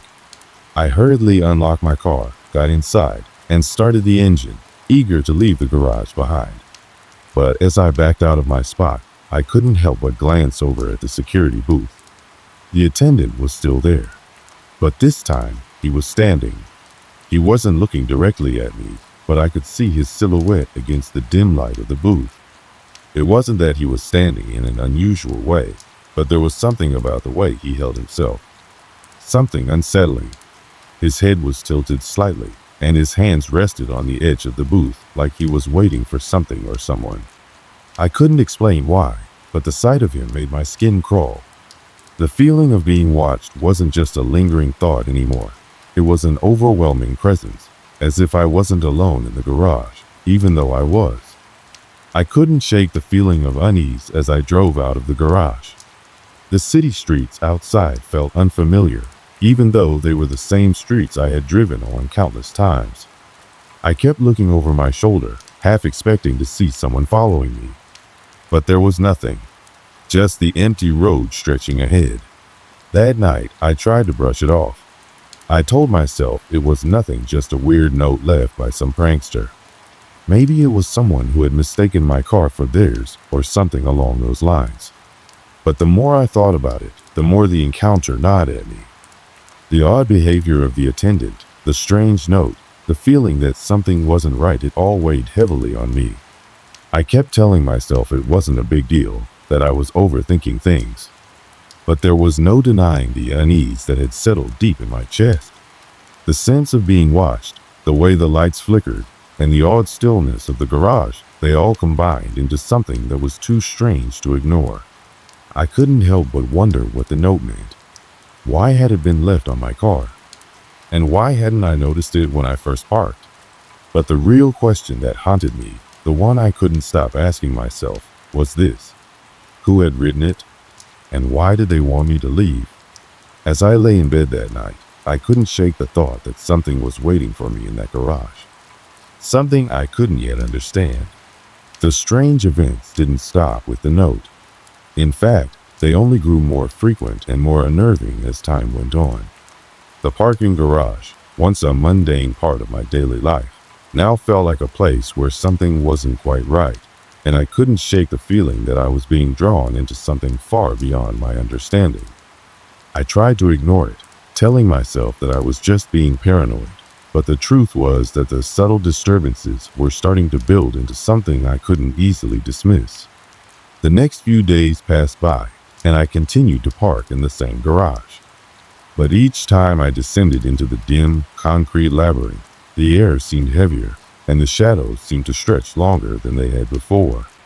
The overhead lights flickered more often, buzzing like a swarm of bees trapped in a glass jar.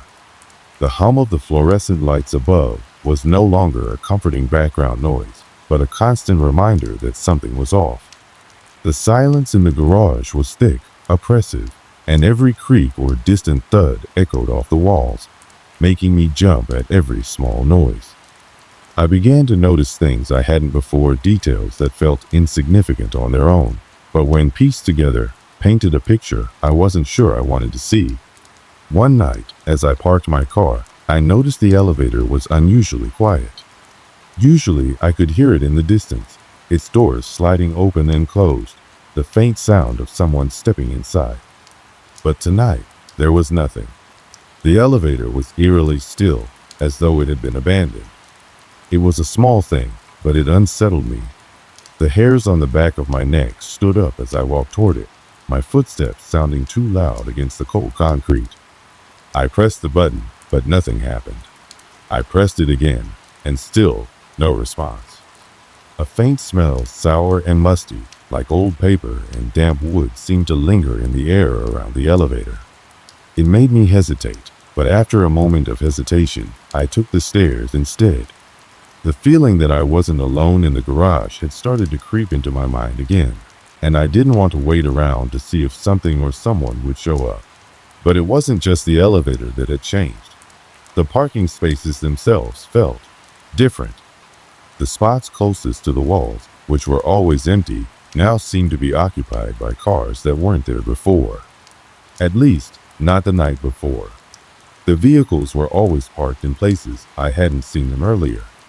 A rusted sedan here, an old minivan, they're cars that seemed to appear out of nowhere. It wasn't that these cars were new, they were clearly older models, worn with age and time. But what struck me was how out of place they felt, as though they had been parked there for much longer than they should have been. I couldn't remember seeing them before, but now they were always present. I tried to convince myself that I was just imagining things. Perhaps the garage had simply been more crowded lately, or maybe I was just too tired. But it was hard to ignore the growing sense of unease that accompanied each visit. Then, one evening, I decided to investigate further. After parking my car, I waited by the elevator for a while, watching the parking garage from the corner of my eye. The attendant was there again, sitting in the booth, but this time, he wasn't slouched or staring out at the garage. He was peering at something just outside of his booth, his gaze fixed on a point in the distance, his eyes unblinking, as if something had caught his attention. I couldn't help it. My curiosity got the better of me. I turned on my heel and walked toward the booth, trying to act casual, but my heart was pounding in my chest. The air felt thick as I approached the booth, and I was careful to avoid the rusty metal beams that jutted out of the walls like broken teeth. As I neared the booth, the attendant's eyes flickered toward me, but there was no recognition in them, no acknowledgement of my presence at all. He just stared at me, then back out into the distance. "Are you okay?" I asked, my voice trembling just a little. I wasn't sure why I asked, but it felt necessary. The man didn't answer. He didn't move either. His eyes remained fixed ahead, as though he hadn't heard me at all. I swallowed hard, my throat dry, and took a step closer. The air around the booth felt colder now, almost frigid. A wave of unease washed over me, making my skin prickle. I wanted to leave, but something kept me rooted to the spot, something that felt like a warning, a whisper in the back of my mind, telling me not to get too close. Finally, the man shifted, just slightly. His lips parted, and in a voice that was barely above a whisper, he muttered something that sent a chill down my spine. "Don't come back." It wasn't a plea or a warning, it was a command. The words were sharp, urgent, but strangely detached, as though he was saying them to someone else entirely. I froze. My heart skipped a beat. "Excuse me," I said, my voice cracking, but the attendant didn't respond. He simply turned his head back toward the empty space ahead of him, and I realized he wasn't going to say anything more. I stood there for a long moment, unsure of what to do. Every instinct screamed at me to leave, to turn around and walk away before things escalated any further. But my curiosity was still burning inside me. What did he mean by that? Why was he so intent on telling me not to return? I took a step back, my feet unsteady beneath me, and turned toward the exit. My mind was racing, my thoughts tangled in a mess of questions and fear. But as I walked back toward my car, I couldn't shake the feeling that something was watching me, something lurking just beyond my line of sight. The next few days were a blur of unease. I continued to park in the garage, each time more reluctant than the last. The strange events only grew more intense. The cars that seemed to appear and disappear at will multiplied. A heavy, musty smell clung to the air, thickening with each visit. The attendant was still there, always watching, but never saying anything more. And then, one evening, I found something else. A small, weathered journal left on the hood of my car. The pages were yellowed, the ink faded. It looked like it had been sitting there for a long time. I opened it, and what I saw inside made my stomach churn. The pages were filled with strange, cryptic symbols that seemed to shift and change the longer I stared at them. There were drawings, 2 sketches of the parking garage, the attendant, and the exact same note I had found earlier. But there was something else in the journal, something that made my blood run cold. A single line was scrawled on the last page. It has already begun. The days blurred together as I continued to visit the parking garage, each trip more torturous than the last. The strange occurrences became harder to ignore, and the heavy weight of dread that I had once tried to push aside now loomed over me constantly. My thoughts were consumed by what the attendant had said. Don't come back. But I kept coming because despite my fear, I needed to know the truth. What was happening here? Why did everything feel so wrong? And what was it that I had stumbled upon? That night, I decided it was time to confront whatever was lurking in the shadows of the parking garage. I couldn't stand the uncertainty any longer. My hands were clammy as I walked toward the elevator, my mind racing with questions. As I stepped inside, I could feel the familiar hum of the lights overhead, the cold, stale air that filled my lungs. I looked around, half expecting something or someone to jump out at me. But the garage was eerily silent. I pressed the button to descend, watching the floor numbers light up as the elevator slowly began its descent. The soft creak of the cables overhead made me jump, and I could feel my heart beating faster in my chest.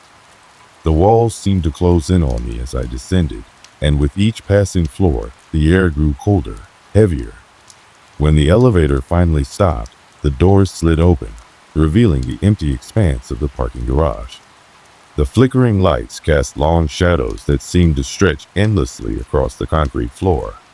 I stepped out, my footsteps echoing loudly in the silence. As I walked through the garage, a strange sense of unease settled in the pit of my stomach. The air felt thick, almost suffocating, and the shadows seemed to move as if they were alive. I knew I wasn't alone, but I couldn't see anyone.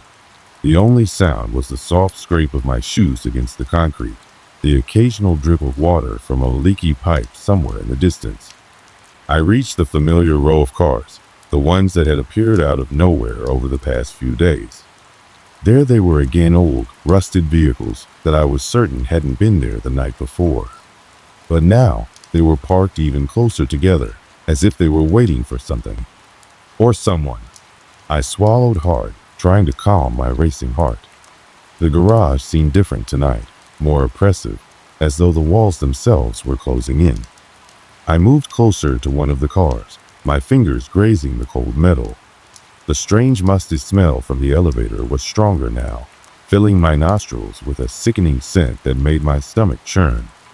Then I heard a low, guttural sound, like the creaking of a door opening, only it was coming from behind me. My blood ran cold, and I turned quickly, scanning the shadows. But there was nothing. The garage was still empty. I felt my pulse race as I tried to steady my breathing, forcing myself not to panic. The sound came again, this time louder, closer. It was unmistakable, a door opening. I whipped around, and that's when I saw him. The attendant. He was standing in the far corner of the garage, his figure barely visible in the dim light. But it wasn't just him that I saw. Behind him, in the shadows, were more figures, silhouettes that seemed to emerge from the darkness itself. They were tall, their bodies thin and elongated, their faces obscured by the shadows. And then, as my eyes adjusted, I saw something else, something that made my blood run cold. The figures weren't human. They were something else, something far worse. Their skin was pale and smooth, almost translucent, with veins that pulsed beneath the surface. Their eyes were wide and black, voids of darkness that seemed to absorb the light around them. Their mouths were stretched into thin, twisted smiles, their teeth sharp and uneven. I froze, unable to move, unable to breathe. The attendant didn't seem to notice me. He was just standing there, motionless, his eyes vacant and unblinking. But the figures behind him, they were moving closer. Slowly, methodically, they shuffled toward me, their footsteps silent on the concrete floor. I wanted to run, to turn and flee, but my legs wouldn't move. My body was frozen in place, gripped by fear. The figures drew nearer, their eyes fixed on me, their expressions twisted in some kind of grotesque hunger. I could feel the air around me grow colder, the temperature dropping so suddenly that my breath came out in visible puffs. The musty, rancid smell grew stronger, almost unbearable now. The figures stopped just a few feet away from me. Their cold eyes studied me as if they were waiting for something. I could barely hold their gaze. The intensity of their stare made me feel as though I were being drawn into some kind of abyss. My heart pounded in my chest, and for the first time in my life, I was certain I was going to die. The attendant finally spoke. His voice was low, almost monotone, but there was an unmistakable edge of finality to it. "You should have listened," he said, his eyes still fixed ahead, never meeting mine. "It's already too late." The words hit me like a punch to the gut. Too late for what? What was happening here? What had I walked into? I finally found my voice, my throat dry and tight. "What? What are they?" I gasped, barely able to speak. The attendant didn't answer. Instead, he took a slow, deliberate step backward, his eyes never leaving the shadowy figures. They inched closer, their movements jerky and unnatural, like puppets controlled by some invisible hand. I wanted to scream, to beg him to help me, but no words came out. I could feel my chest tightening, the fear constricting my lungs, choking me. Then, one of the figures reached out. Its hand was long, bony, and cold, its fingers extending toward me like claws. My body reacted before my mind could catch up. I stumbled backward, tripping over my own feet, my heart racing in my chest. I turned and ran. I didn't care where I was going. I didn't care if I was going to run into a dead end or if I was running straight into their hands. All I knew was that I had to get away from them.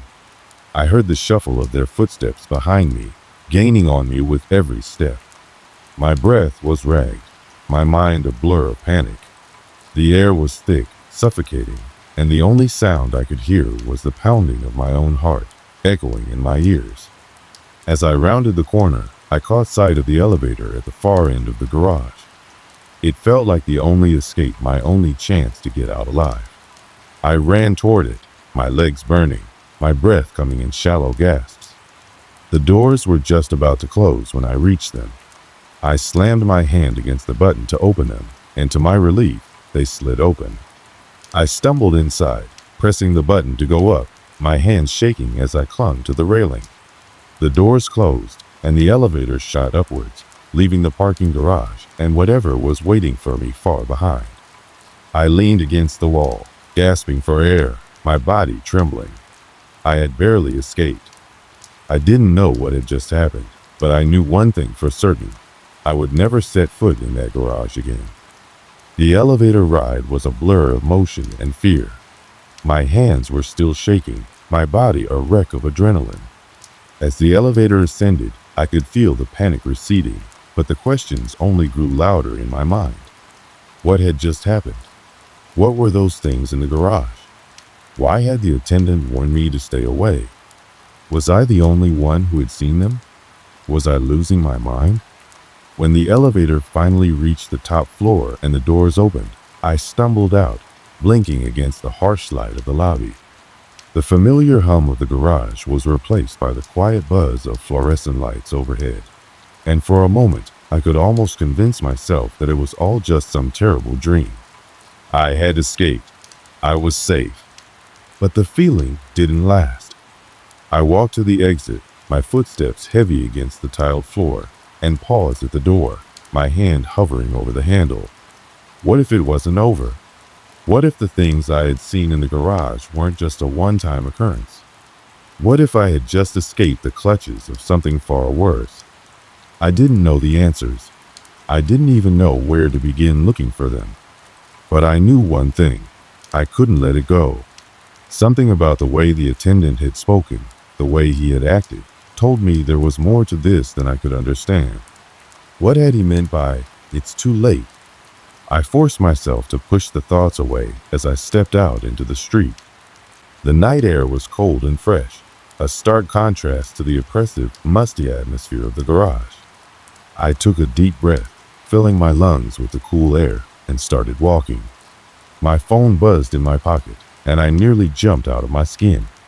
I pulled it out, relieved to see it was just a text from a friend checking in, asking if I was still planning on meeting up the next day. I quickly typed a response, my fingers clumsy as I tried to focus on something other than the horrific images that kept flashing in my mind. I told myself that I had made it out, that I was free, but the feeling of dread still lingered, hanging over me like a cloud. Something wasn't right, and I couldn't shake the feeling that it wasn't over yet. Over the next few days, I couldn't stop thinking about the garage. My mind kept returning to the strange figures, the unblinking eyes of the attendant, and the way the air had felt so thick with something I couldn't name. I tried to put it all out of my mind, tried to convince myself that it was just an overreaction, that it was a product of stress or exhaustion. But the more I tried to forget, the more the memory clawed at me, demanding attention. I told myself that I would never return to that garage, that I would find another place to park my car. But something inside me, something deep in my gut, told me that I couldn't just walk away. The garage was not just a place to park, it was a part of something larger, something darker. And I had been chosen. It was late one evening when I finally found myself back at the garage, standing in front of the entrance. I hadn't planned on coming back. I hadn't wanted to. But something had drawn me here. The same magnetic pull that had kept me going back, despite the warning, despite the fear. I hesitated for a moment, my hand on the door, before I stepped inside. It was quieter than before, eerily so. The hum of the lights above sounded distant, like a far-off memory. The air was thick again, but it wasn't the same this time. There was a certain stillness, a calmness that made the hairs on the back of my neck stand on end. Something was waiting. I could feel it. I moved through the garage slowly, carefully, as if walking on fragile ground. Every step echoed in the silence, and I was hyper-aware of every creak and groan from the building. I didn't know what I was expecting to find, if anything at all. But I had to know. I had to find some kind of answer. When I reached the row of cars, the ones that had appeared the night I first encountered the figures, I stopped dead in my tracks. They were gone. All of them. There was no sign of the rusted old vehicles that had seemed to materialize out of thin air. The row of empty spaces stretched out before me, nothing but cold concrete. My breath caught in my throat as I took a step forward, scanning the area for any sign of movement. There was nothing. I felt a pang of confusion. Was it all in my head? Had I imagined everything? The strange figures, the chilling encounter, had it all just been a product of my overactive imagination? I couldn't believe that. Not after everything I had seen. And then, just as I was about to turn and leave, I heard it again. That low, guttural sound, like a door creaking open. My heart froze in my chest, and I spun around, my body tense and ready to flee. But there was nothing. Just empty space, just the silence of the garage. I don't know how long I stood there, waiting, listening, but it felt like an eternity. Eventually, I turned and walked out, my legs shaky beneath me. The garage had gone back to being just another parking structure, its dark corners and quiet spaces no longer filled with the eerie presence of those otherworldly figures. But as I walked away, a cold, gnawing sensation crept up my spine. I never did figure out what was happening in that garage. I never found out who or what those figures were, or why the attendant had seemed to know so much. But one thing was certain. Whatever it was, it hadn't gone away. It hadn't been solved. It was still there, lurking in the shadows, waiting for someone else to cross its path. And as for me, I moved away from that city soon after. I couldn't bear the thought of returning, couldn't shake the feeling that the garage wasn't done with me yet. But I learned something that night. Some things are better left unknown. Some places are better left unexplored. It's been years since that night in the parking garage, but I still find myself thinking about it. There are days when I can almost forget when life moves on, when I'm busy with work, or when I'm surrounded by friends. But the moment my mind drifts, when it's quiet enough for me to remember, The memory of that place creeps back into my thoughts. The darkness, the strange figures, and that terrifying warning. It's too late. At first, I thought I could just forget it all. After I left the city, after I moved on to another life, I thought the memory would fade. But it didn't. It never does. The image of that man, the attendant, with his hollow eyes and his words that seemed to carry an almost prophetic weight, has stayed with me. Sometimes I wonder if he saw something I didn't. Maybe he knew I wasn't the first person to step into that garage. Maybe he knew I wouldn't be the last. The strangest part of it all is that no one else seems to remember the garage the way I do. I've tried to talk about it with people, friends, colleagues, even strangers. But when I describe what happened, they just stare at me like I'm a little crazy, like I've made it all up. I sometimes wonder if I really did. Maybe it was all a terrible, vivid nightmare. But I know deep down that it wasn't. I know what I saw. And the more I think about it, the more convinced I am that something happened that night, something beyond my understanding. I remember the way the garage felt. Cold, ancient, as though it had been there far longer than anyone could have imagined. That oppressive, almost suffocating air. The way the lights buzzed and flickered like they were struggling to stay on. Everything about that place was wrong. And when I walked out, after everything that had happened, I remember feeling like I had narrowly escaped something terrible. Something that was still there, still waiting. It was as though the garage had tried to claim me, just as it had claimed others before me. I think of the attendant, too. He was different from the others in the building. Something about him seemed out of place. Maybe it was the way he spoke, or maybe it was the way his gaze lingered on me, as though he already knew my fate. It's almost as if he had seen it all before, like he knew the cycle would continue.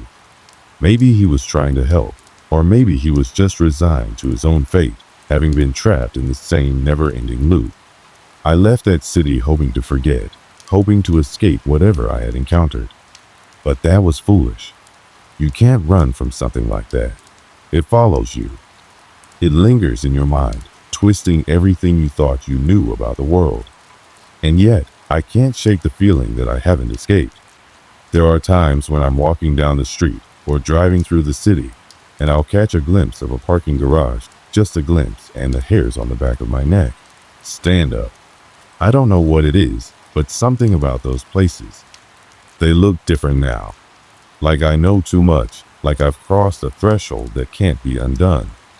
I've tried to tell myself it's just my imagination, that I'm overthinking things, that maybe it was just one strange, unsettling night and nothing more. But that doesn't feel right. I know what I saw. I know what I felt. And I can't forget the way everything seemed to shift when I walked into that garage, like the air itself had changed, become heavy, waiting for something to happen. Perhaps it's my fault. Maybe I was the one who wasn't supposed to be there. Maybe I broke some unwritten rule, some boundary that I wasn't supposed to cross. The more I think about it, the more I feel like the garage wasn't just a place. It was something else. Something much older, much darker than I ever realized. And maybe, just maybe, there are others who have walked through that place too, who have crossed that line, who have felt what I felt. I can't know for sure, but I wonder. I don't know if anyone else has ever encountered the things I saw. The strange figures in the shadows, the whisper of something just out of reach. Maybe they've experienced something similar. Maybe they've stood in that garage and felt it, that same sense of wrongness, that feeling that something terrible is about to happen, that it's already too late. I often think back to the man who worked there, the attendant. I wonder if he's still there, warning others, trying to protect them, or if he's gone now, swallowed by the very thing he had been guarding against. Maybe he's trapped, just like the others before him. Maybe it was his fate all along. For all I know, the garage is still there, somewhere, just waiting. It hasn't gone away. It hasn't disappeared. I can't shake the feeling that there are others who will find it, just as I did. And when they do, they'll meet the same fate. They'll see what I saw, feel what I felt. I try to live my life, to forget the fear, to push the memories aside. But in the back of my mind, the thought always lingers. What if I haven't escaped after all? I guess some things are better left unanswered. And as for you, if you ever find yourself in a strange parking garage late at night, and you see the attendant watching you from the shadows, just remember one thing. It's never too late to leave. It was late, probably just after midnight. The kind of time when the world outside seems quiet, almost too quiet, and everything inside feels muted by the stillness of the night.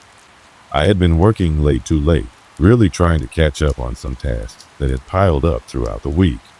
I'm the kind of person who often gets lost in the details, working long hours in the office, especially when things start getting hectic. The office itself was an old building, the kind with creaky floors and walls that seemed to hold echoes of past conversations. The buzzing of the overhead fluorescent lights was a constant companion, almost like white noise. I had been in this building for years, so its quirks didn't bother me much anymore. I had grown used to the hum of the copier, the whir of the fan in the corner, and the faint smell of old paper that clung to the air. It was the last week of the month, and as usual, I was racing to finish everything before the deadlines hit. My desk, scattered with paperwork, glowing only by the light of my computer screen, looked like a battlefield of forgotten tasks. The clock on the wall ticked steadily, its rhythmic ticking a reminder that time wasn't going to wait for me. My fingers danced over the keyboard, typing away at a report, my eyes glued to the screen, trying to focus on the numbers and graphs that seemed to blur together as the hours passed. I wasn't alone in the office, not in the beginning. My colleagues had left long before, each one trickling out as the evening wore on, leaving me to finish the last bits of work. But now, as I looked around, the empty chairs and dimmed lights made the place feel unusually quiet. The building was large, spread out across several floors, but this was the floor where I worked, and it was always the same quiet, with only the soft sound of my typing breaking the silence. The only thing that kept me company now was the occasional click of the mouse, the hum of the air conditioning system, and the distant rattle of a vending machine in the break room. Nothing out of the ordinary. Just another night at the office. I took a deep breath and rubbed my eyes. I had a few more hours of work left before I could finally call it a night. My mind was racing, but I tried to push through, knowing that sleep would have to wait for now. It was moments like this, when the office was empty and the world outside seemed to stop, that I actually enjoyed the solitude. There was something about it that made the work feel more peaceful, almost meditative. The quiet hum of the place became the background music to my productivity. But that night, something shifted. Something changed in the air. I couldn't put my finger on it, but there was a subtle difference. It wasn't anything loud or obvious, but it felt like I was no longer alone. The silence had become heavier, more oppressive. I glanced up from my computer screen, my eyes scanning the room. The windows were dark, the blinds pulled tight against the outside world. The flickering fluorescent light overhead cast long shadows against the walls. Nothing seemed out of place. But then, there it was, a sound. A faint clicking noise. At first, I thought it was my imagination playing tricks on me. Maybe it was just the sound of the air conditioning kicking in, or the walls settling in the cold of the night. But the clicking continued. It was rhythmic, deliberate, like someone was typing on a keyboard. I froze, my fingers hovering over the keys, my mind racing to understand what was happening. I was sure I was alone. The building was locked, and I hadn't seen anyone since the last person left hours ago. I stood up from my desk, my heart rate quickening, and walked cautiously to the source of the sound. The noise was coming from the far corner of the office, where the old typewriter sat on a forgotten desk. I hadn't used it in years, and it was just a relic now covered in dust and untouched. The sound of the typing, however, was unmistakable. Someone was typing, and the rhythmic clack, clack, clack echoed through the room like a distant drumbeat. I felt my skin prickling with unease. I stood there for a moment, listening, my eyes darting around the office, searching for any sign of movement. But there was nothing. The room was still. The clicking continued. I wasn't sure if I should approach the desk. A thousand thoughts rushed through my mind. Maybe it was a malfunction. Maybe the typewriter was simply malfunctioning, producing random sounds. Or maybe, just maybe, I wasn't the only one in the office anymore. The air in the room felt thick now, heavy with the tension of something I couldn't quite place. The typing continued, and I couldn't help but feel drawn toward it. Slowly, I stepped forward, my heart pounding in my chest. Each step felt like an eternity. I reached the desk, the typing still going on, clicking louder now. I reached out, my hand trembling slightly, and grabbed the edge of the desk, peering down at the typewriter. My breath caught in my throat.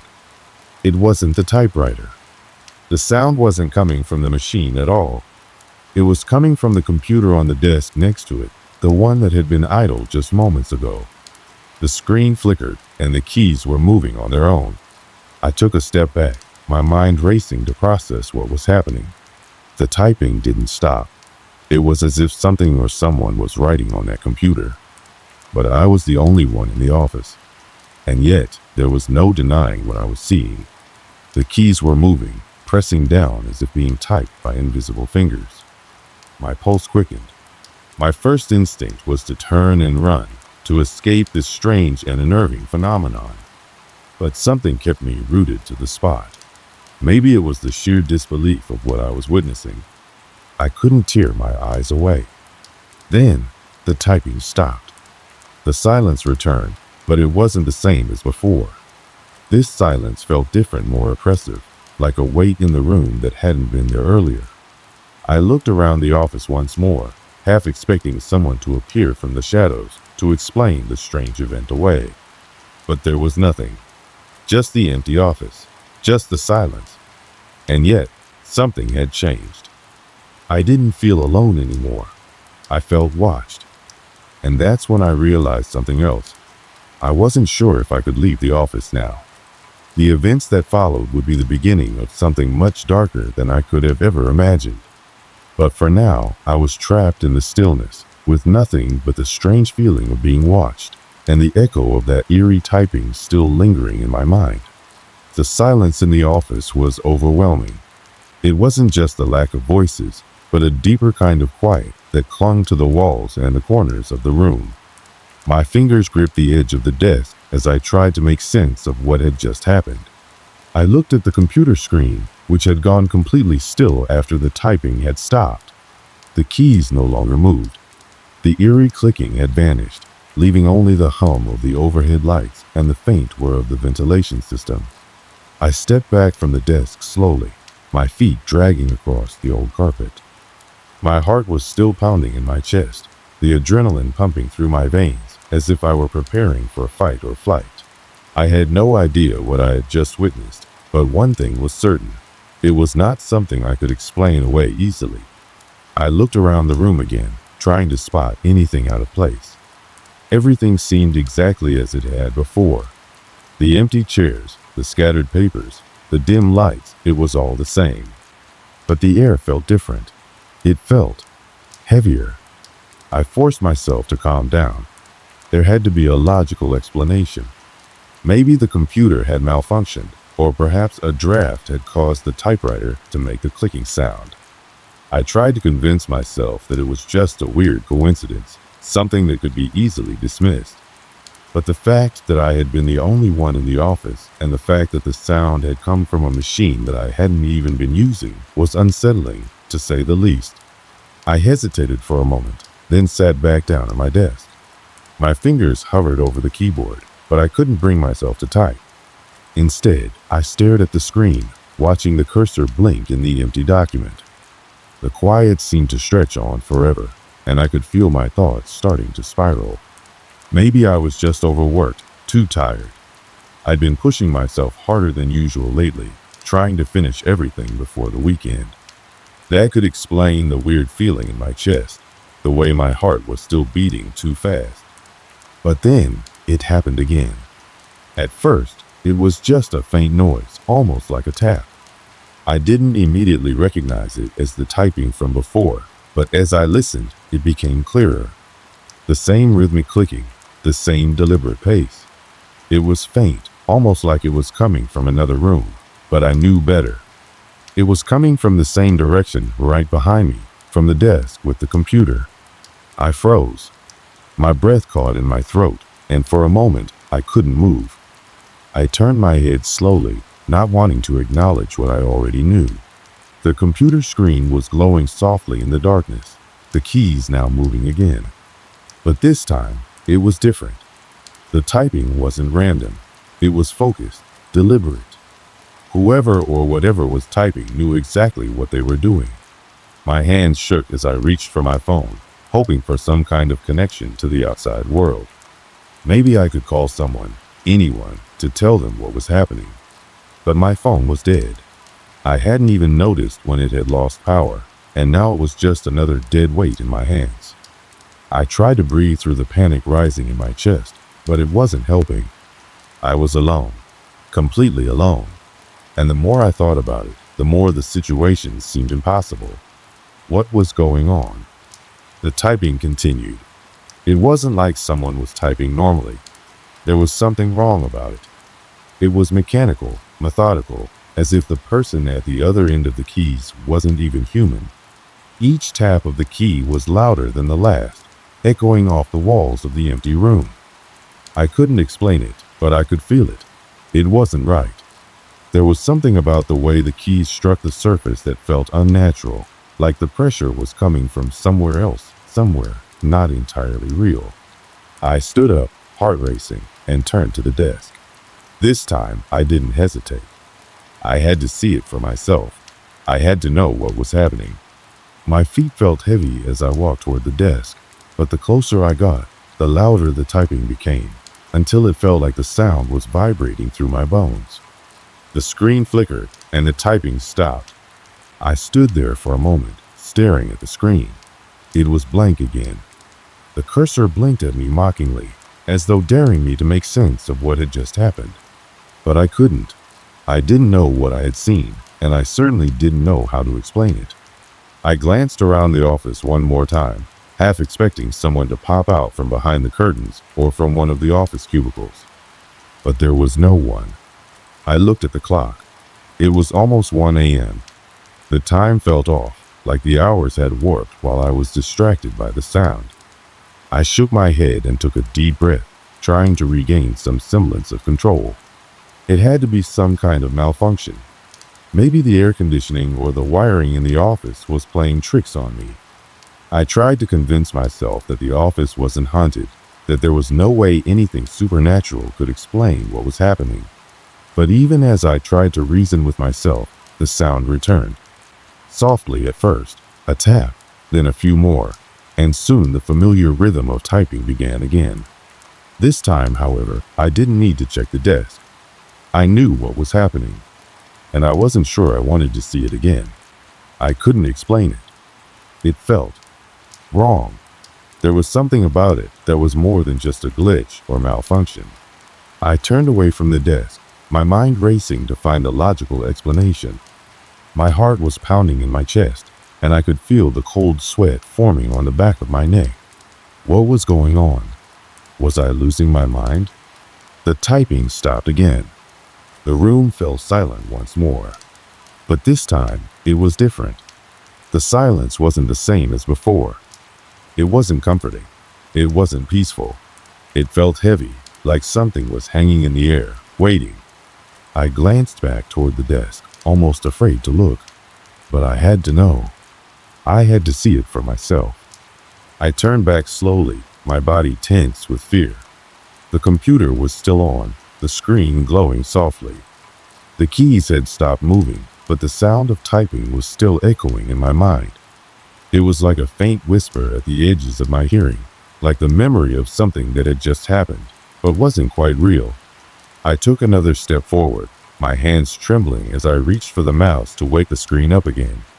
It flickered to life. And there it was. On the screen, words had appeared. The typing had stopped, but the words were there, typed out in neat, perfectly formed letters, as if someone had been writing them the entire time. I leaned in closer, my breath caught in my throat. The words were simple, but chilling. I am watching you. I stepped back, my heart racing as the room around me seemed to close in. I wasn't alone. Something or someone was in the office with me, and they weren't leaving. I stared at the words on the screen, the message still hanging in front of me like a threat I couldn't escape. I am watching you. The words burned in my mind, gnawing at my sanity, as if they had been carved into the very fabric of the office. It wasn't just the words themselves that unsettled me. It was the fact that I had no explanation for how they had appeared, no reason for them to be there at all. The room around me felt colder now, the air thick with tension. The hum of the lights overhead was louder, more oppressive, as if they were working harder to maintain the fragile peace of the office. The carpet underfoot felt heavier with each step I took, the fibers pressing up against my shoes like they were trying to keep me in place. I didn't want to look back at the computer, but my body betrayed me, drawing my eyes back to the screen, as though it had a hold on me that I couldn't break. I stood frozen, the words glaring at me.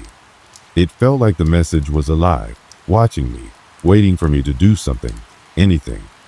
My heartbeat pounded in my ears, drowning out the other sounds in the room. I couldn't move. I couldn't think. But then, the typing started again.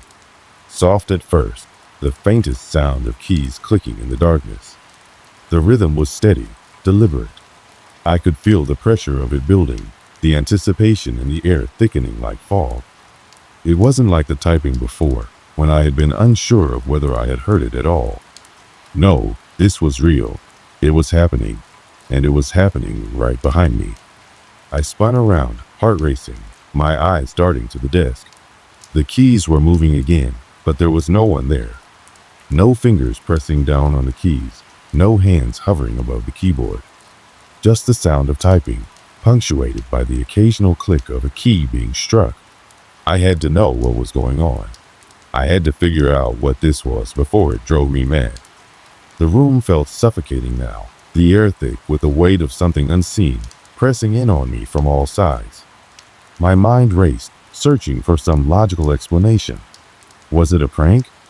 Could someone have sneaked into the office without me noticing?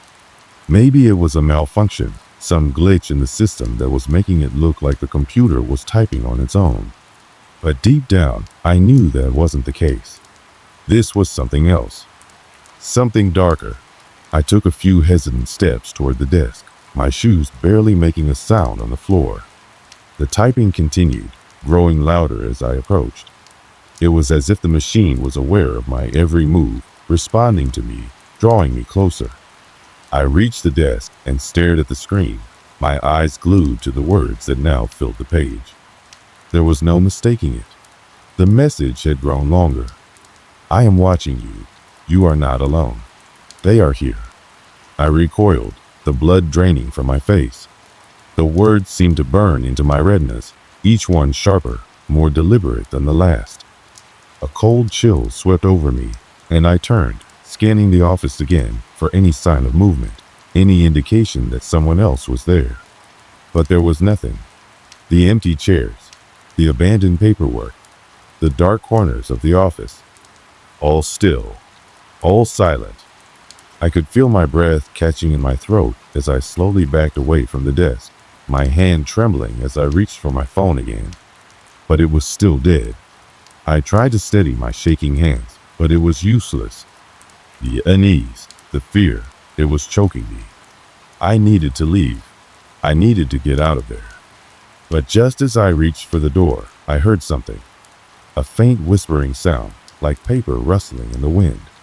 It was coming from the far corner of the office, where the windows were slightly cracked open. I froze, my body tensing. The air in the room grew even colder, the temperature dropping so suddenly that I could see my breath. The whispering continued, a soft, rhythmic sound, like someone was moving through the room, shuffling papers. I turned to face the corner, my mind racing. No one was there. There couldn't be anyone there. But the sound, it was undeniable. It was real. I took a slow, cautious step toward the corner, my footsteps barely audible against the thick carpet. The whispering grew louder, clearer, and I could swear I heard words now. Faint at first, just a blur of syllables, but as I drew closer, they became more distinct. I could hear the word help, the word run, and then my name. My pulse quickened, the blood rushing to my head. My mind screamed at me to run, to get out of the office before whatever was happening took a darker turn. But I couldn't. I had to know. I had to understand what was going on. I reached the corner of the room, my back against the wall as I peered into the shadows. There, just beside the window, I saw something that made my heart drop into my stomach. The papers on the desk had shifted. They were no longer neatly stacked. They were scattered, as if someone had been rifling through them, flipping them over one by one. But there was no one there. The whispering stopped abruptly. The silence that followed was deafening. And then I saw it. Out of the corner of my eye, I caught the faintest movement. A shadow, just a flicker, moving across the floor. I spun around, my heart in my throat. Nothing. I turned back to the desk, my mind struggling to comprehend what I was seeing. The typing had stopped. The screen was blank again. But I couldn't shake the feeling that something was still there. Something that was watching me, waiting for me to make the next move. My breath came in short, ragged gasps as I stepped away from the desk, my eyes darting around the room. The office felt wrong.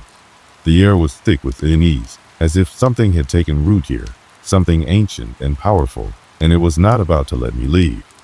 The once familiar office had become a maze of shadows and strange sounds, each one more disturbing than the last. I had to get out. I had to leave, now. But just as I reached for the door again, I heard the typing once more. It wasn't soft this time. It was loud, fast. It was as though the machine was frantic, as if it were trying to get something across to me, trying to send a message that I couldn't ignore. I stood frozen, my hand hovering over the door handle. I felt the sweat trickling down my spine as the rapid clicking filled the air around me. The typing continued, growing louder, until it reached a deafening crescendo. I couldn't take it anymore. I had to know what was happening. I turned back to the desk, my feet carrying me faster than my mind could process. The screen flickered to life again. The words were there, but they were different now. Run. It's too late. They are here. The chill in the room deepened, the air now heavy with an oppressive weight. I could hear my own heartbeat in my ears, loud and fast, but the sound of typing, the frantic, desperate clicks of the keyboard, drowned it out. I wasn't alone anymore, and I wasn't sure I ever had been. My pulse thundered in my chest as I stood frozen in front of the computer screen, my eyes locked on the words that appeared in front of me. Run. It's too late. They are here. The letters seemed to burn themselves into the screen, almost as if they were searing into my soul. My breath was shallow, coming in jagged gasps, and I felt my body trembling, each muscle in my legs and arms twitching with a mix of fear and the urge to flee. I couldn't tear my eyes away from the screen. It was as if some unseen force was pulling me in, forcing me to look at the words, to process them, to understand what they meant. But no matter how hard I tried, I couldn't wrap my mind around it. The typing had stopped, the silence now louder than any noise could ever be. A noise behind me shattered the stillness, a sharp scrape, like metal dragging against the floor. My body jerked in surprise, and I whirled around, heart hammering in my chest. The hairs on the back of my neck stood on end. But there was nothing. The office was empty. The dim glow of the overhead lights flickered in a slow, rhythmic pattern, casting long shadows across the floor, but nothing else stirred. Nothing moved. I took a shaky step backward, my body tense, ready to bolt if anything moved in the corner of my eye. But nothing did. The silence stretched on, thick and suffocating, and the air felt impossibly still. My breath felt heavy in the cold air, and the unease in my stomach only deepened with every second I stood there. And then the clicking started again, louder this time, like the sound of 1,000 fingers striking the keys in rapid succession. It was relentless. It was urgent. Each click felt like it was vibrating through the walls, shaking the very foundation of the office. as if the machine itself were trying to communicate something that was just beyond my understanding. I spun around to face the desk, my heart skipping a beat as I saw the words change again on the screen. "You should have left." The message hit me like a punch to the gut. I stood there, frozen, my mind racing, trying to piece together the events, the strange occurrences. How could the computer have known? How could this be happening? There had been no one here, and yet, the typing, the messages, they felt real, more real than anything had ever felt before. I didn't want to be here anymore. I couldn't stand it. I had to get out. I turned toward the door, my mind focused on nothing but escaping this nightmare. But as my hand reached for the handle, something changed. The air around me grew thicker, heavier. It wasn't just the oppressive weight of the atmosphere. It was as if something invisible was closing in on me, trapping me in this room. I turned back to the computer, almost involuntarily, as though my body was being drawn to it. The words on the screen were gone. The screen was blank, empty, as if it had never shown anything at all. But I knew it wasn't over. I knew whatever was happening wasn't done yet. And then I heard a voice.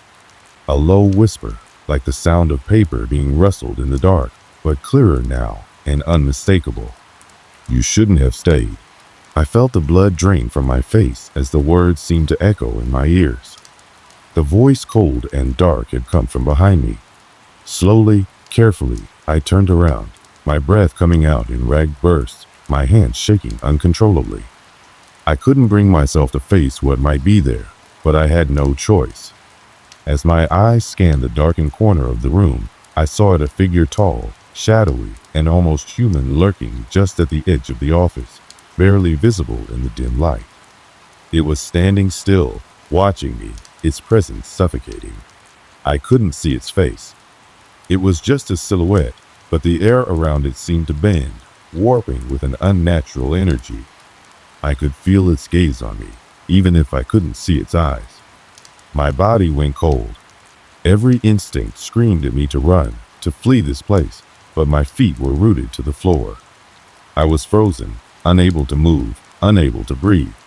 The figure was getting closer, its movements slow but deliberate, each step sending a shiver down my spine.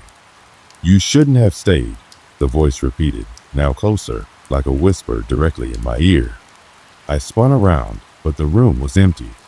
The figure had disappeared, as if it had never been there at all. The office was silent again, save for the faint hum of the lights overhead. But I couldn't shake the feeling that something was still there, lingering in the shadows, watching me. I backed away from the desk, my eyes scanning every corner of the room, every crack in the walls, searching for any sign of movement. The tension was unbearable, and yet everything was still. My body was shaking, my heart racing, my mind screaming at me to leave, but my feet wouldn't move. I was trapped.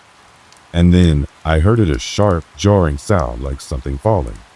It came from behind the desk, followed by the unmistakable sound of something scraping across the floor. I whipped my head around, but again, there was nothing. The office was as empty as it had always been, but the sounds, the noises kept coming. I was no longer sure if what I was hearing was real or if I was losing my mind. The sound of typing resumed once more, but this time it wasn't coming from the computer. It was coming from the walls, from the ceiling, from the very floor beneath me. The tapping, the clicking, the frantic rhythm of it all was everywhere. I could hear my own breath, shallow and ragged, my chest tight with fear. My mind was spiraling, trying to make sense of it all. I wasn't alone. I hadn't been alone for a long time, it seemed. Then, suddenly, everything stopped. The typing, the whispers, the presence, all of it ceased. I stood there in the dead silence, unable to process the moment. Was it over? Had I escaped? My body was still frozen in place, every muscle locked with terror. But as I slowly let the tension leave my body, something else happened. The computer screen flickered once more. This time, the words that appeared were different. But they weren't typed. They were written. In blood. "You are mine. A loud bang echoed through the room, like something slamming against the floor from above. I screamed, the sound of my own voice cracking through the unnatural silence. My body snapped into motion, finally breaking free of the paralysis that had gripped me. I didn't care what happened next. I just had to get out. But before I could reach the door, the lights went out. The entire room was plunged into darkness. And in that darkness, I heard the typing again. And this time, it wasn't coming from the computer. It was coming from everywhere. I don't remember running.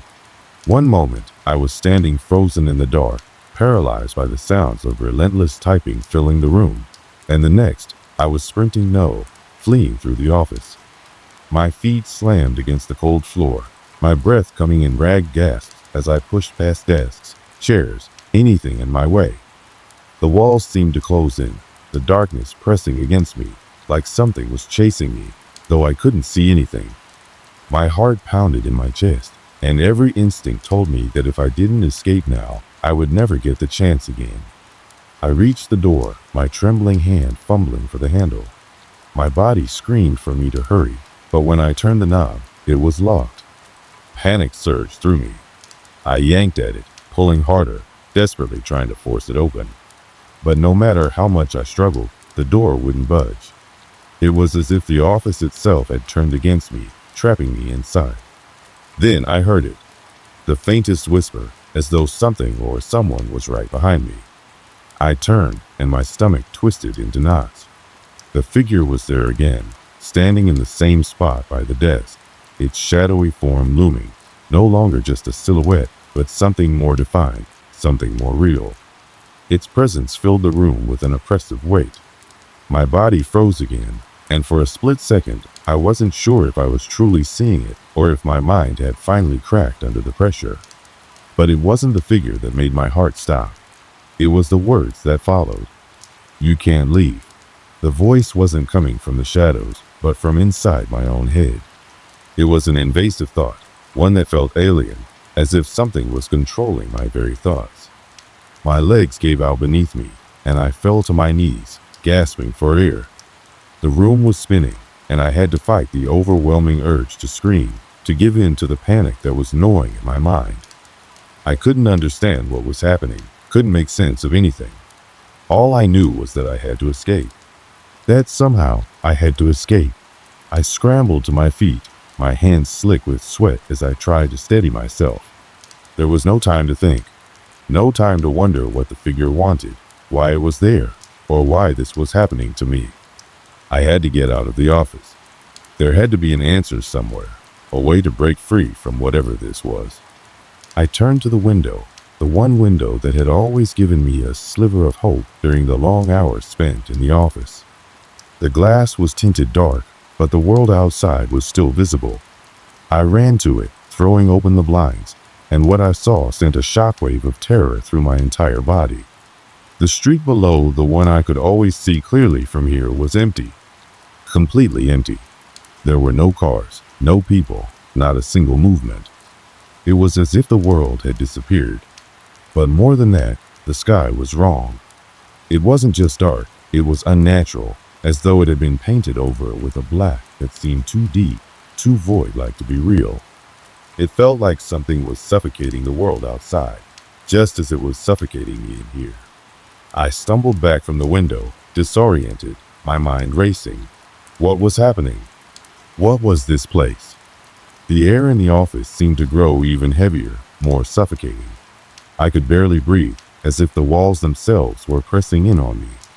It was a claustrophobic, all-consuming sensation that made me want to scream. But I didn't.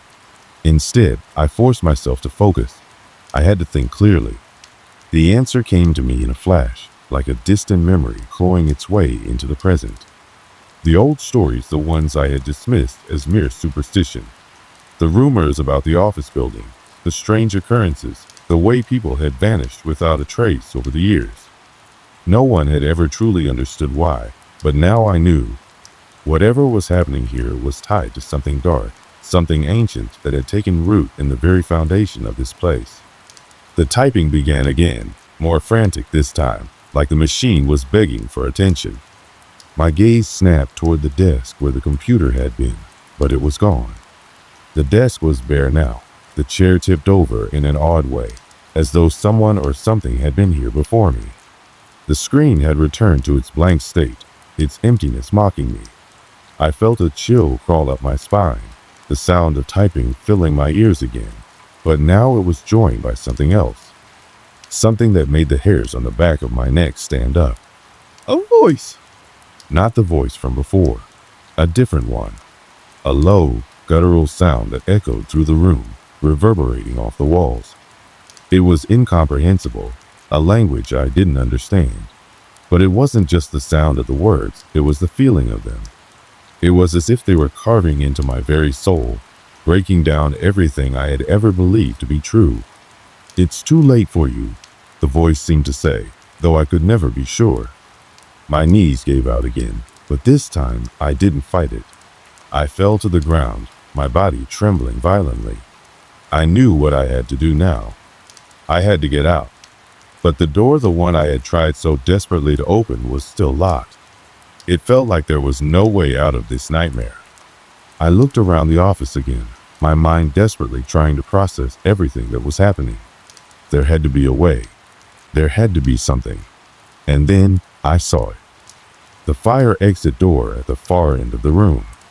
I had never paid much attention to it before, always assuming it was locked or out of reach. But now, something inside me pushed me toward it. Maybe it was instinct. Maybe it was the last shred of sanity I had left. But I knew I had to go. I staggered to my feet, my body shaking with every step I took. The door was old, its handle rusted with age, but when I grabbed it, it turned with ease. The door creaked open, revealing a narrow hallway beyond. It was dark, but it was a way out, a way into the unknown that promised freedom from whatever this thing was.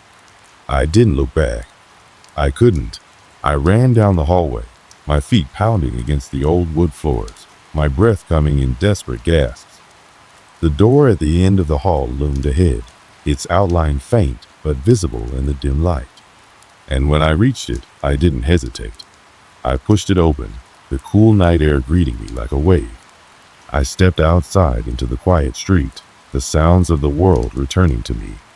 The sky above wasn't as dark as it had seemed from the window. It was just a regular night sky. The streets were quiet, but they were real. I wasn't trapped anymore.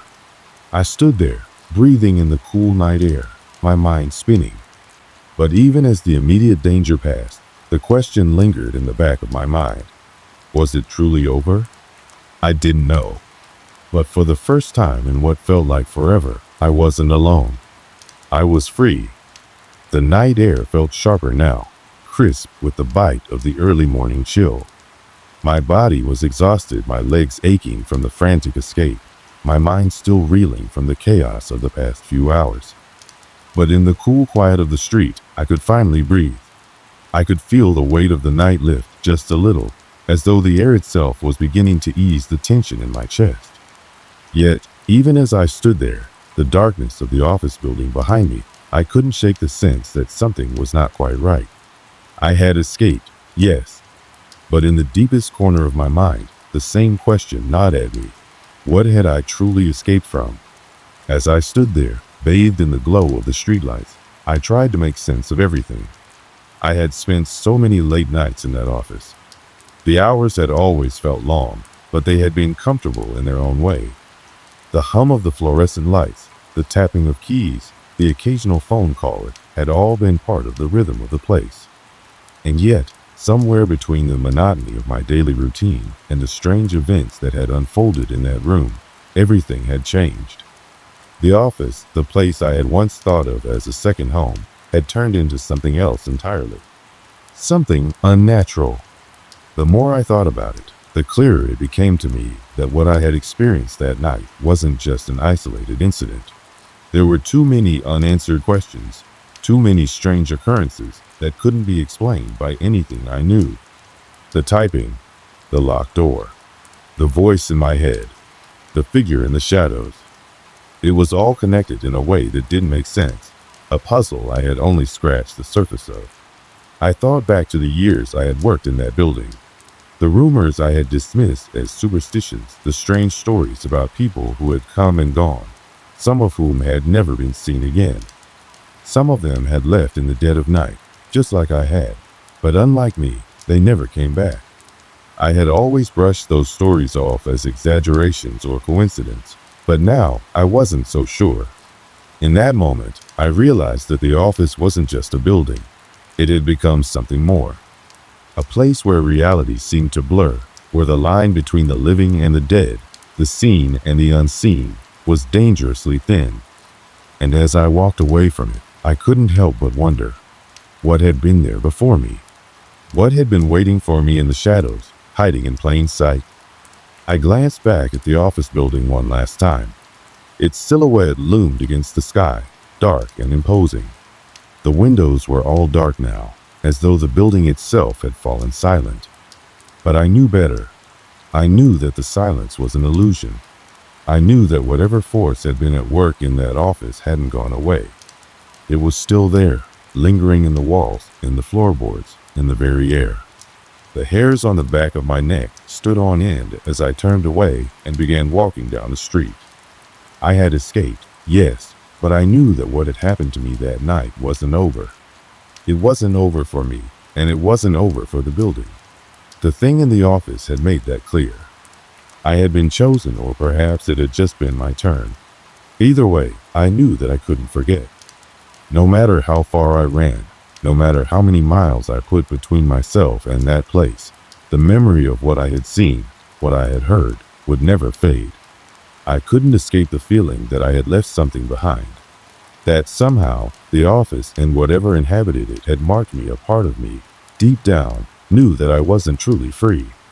That sense of being watched, of being followed, never left me. It clung to me like a shadow, always just out of reach, but always there. Reminder. As the days passed, the world around me slowly began to feel like it was returning to normal. The sun rose each morning, the traffic on the streets resumed its usual pace, and I tried to convince myself that I had left the horror of that night behind. But the truth was, it wasn't over. It couldn't be. Every creak in the floorboards at night, every flicker of a light, made me jump. Every quiet tap of a keyboard reminded me of the typing, the relentless, frantic sound that still echoed in my mind. I tried to reach out to others, my colleagues, friends who might have seen something strange, but I couldn't bring myself to tell them what had happened. I couldn't even say the words. The fear of sounding crazy, of not being believed, paralyzed me. But even if I had, I wasn't sure they would have understood. No one else had witnessed what I had. No one else had heard the voice or seen the figure standing in the dark. At night, I found myself checking my surroundings more than I ever had before. It wasn't enough to lock the door or turn off the lights. I had to make sure the windows were sealed tight, that there was no way anything could slip through. I found myself scanning the shadows, my heart racing whenever I heard a strange noise or caught a glimpse of movement out of the corner of my eye. I had become a prisoner in my own mind, trapped by the fear of what I couldn't fully explain. And sometimes, when the office building was far from my thoughts, I'd hear it. The typing. It was distant, a soft murmur in the back of my mind, but it was there. A reminder that I hadn't escaped, not really. I couldn't shake the feeling that it was waiting for me. That the office, the entity, it was waiting for me to return. Maybe not today, maybe not tomorrow, but someday. And when that day came, I wouldn't be able to run anymore. In the quiet of the night, I would lay awake, staring at the ceiling, wondering if I was truly free or just postponing the inevitable. And then, every once in a while, just as I was about to drift off to sleep, I would hear it again, the faint, maddening sound of typing. It was a crisp autumn morning when I set out for what I thought would be a routine hike. I had been hiking the same forest for years, and over time, it became my escape, my place to clear my head and forget about the stress of everyday life. I always found peace in nature. It was quiet, uninterrupted, and beautiful. My friends often called me a lone wolf, preferring the solitude of the trails to the chatter of crowded places. Honestly, I didn't mind. I enjoyed the peaceful hum of the forest, the rustling leaves, and the occasional animal call. I was an experienced hiker, or at least I thought I was. This wasn't my first time walking through the dense woods that bordered the edge of town. In fact, I had been here so many times that I knew every twist and turn of the path. That morning, I was equipped with my usual gear, my sturdy boots, a lightweight backpack with a water bottle and snacks, and my trusty map. The trail I was following was an old logging road, now grown over with wild grasses and tangled vines, but still clearly defined enough for someone like me to follow with ease. The forest felt familiar. The towering trees, their trunks thick with age, the smell of damp earth, the ever-present chirping of birds, everything was as it had always been. The sun filtered through the canopy in scattered beams of light, casting the forest floor in dappled patches of gold. It was serene. I had walked these woods countless times, and there was nothing to suggest that anything would be different today. My routine hike was something I looked forward to, a break from the chaos of daily life. As I walked, I thought about the usual things: work, relationships, responsibilities. The trail was quiet, with only the occasional crunch of leaves underfoot breaking the silence. I enjoyed the solitude, letting my thoughts wander freely, lost in the rhythm of my footsteps. It had been about an hour when I first noticed something that seemed off. At first, it was so subtle that I almost dismissed it, a faint crack in the underbrush to my left, just a twig snapping, nothing more. I didn't think much of it, assuming it was an animal or the wind. Still, the hairs on the back of my neck stood up a little, an instinctual twinge I couldn't ignore. I shook it off, telling myself that it was nothing. As I continued along the path, I tried to put the feeling out of my mind. But it lingered. There was something strange about the air. It felt heavier, thicker, as though the forest itself had shifted. The wind, which had been soft and constant before, now seemed to come and go in sudden bursts, stirring the branches above me in unpredictable ways. Despite these fleeting moments of unease, I continued on, determined to finish my hike. I wasn't about to let a few odd sensations spoil my day. After all, it wasn't as if anything serious had happened yet. But deep down, I couldn't shake the feeling that something was watching. Daily life and details, mundane to unsettling. At first, nothing in the forest seemed out of place. The path remained clear, the trees thick and untouched, and the animals, mostly squirrels and birds, continued with their usual activities. But there was a growing sense of discomfort, like an invisible presence following me. A part of me wanted to turn back, but I didn't. I wasn't a coward, and I wasn't going to let some odd sensation send me running for the hills. Besides, I had hiked these woods countless times before. There was no reason to believe today would be any different. My stomach growled a bit as I passed a particularly steep incline, signaling that it was time for a short break.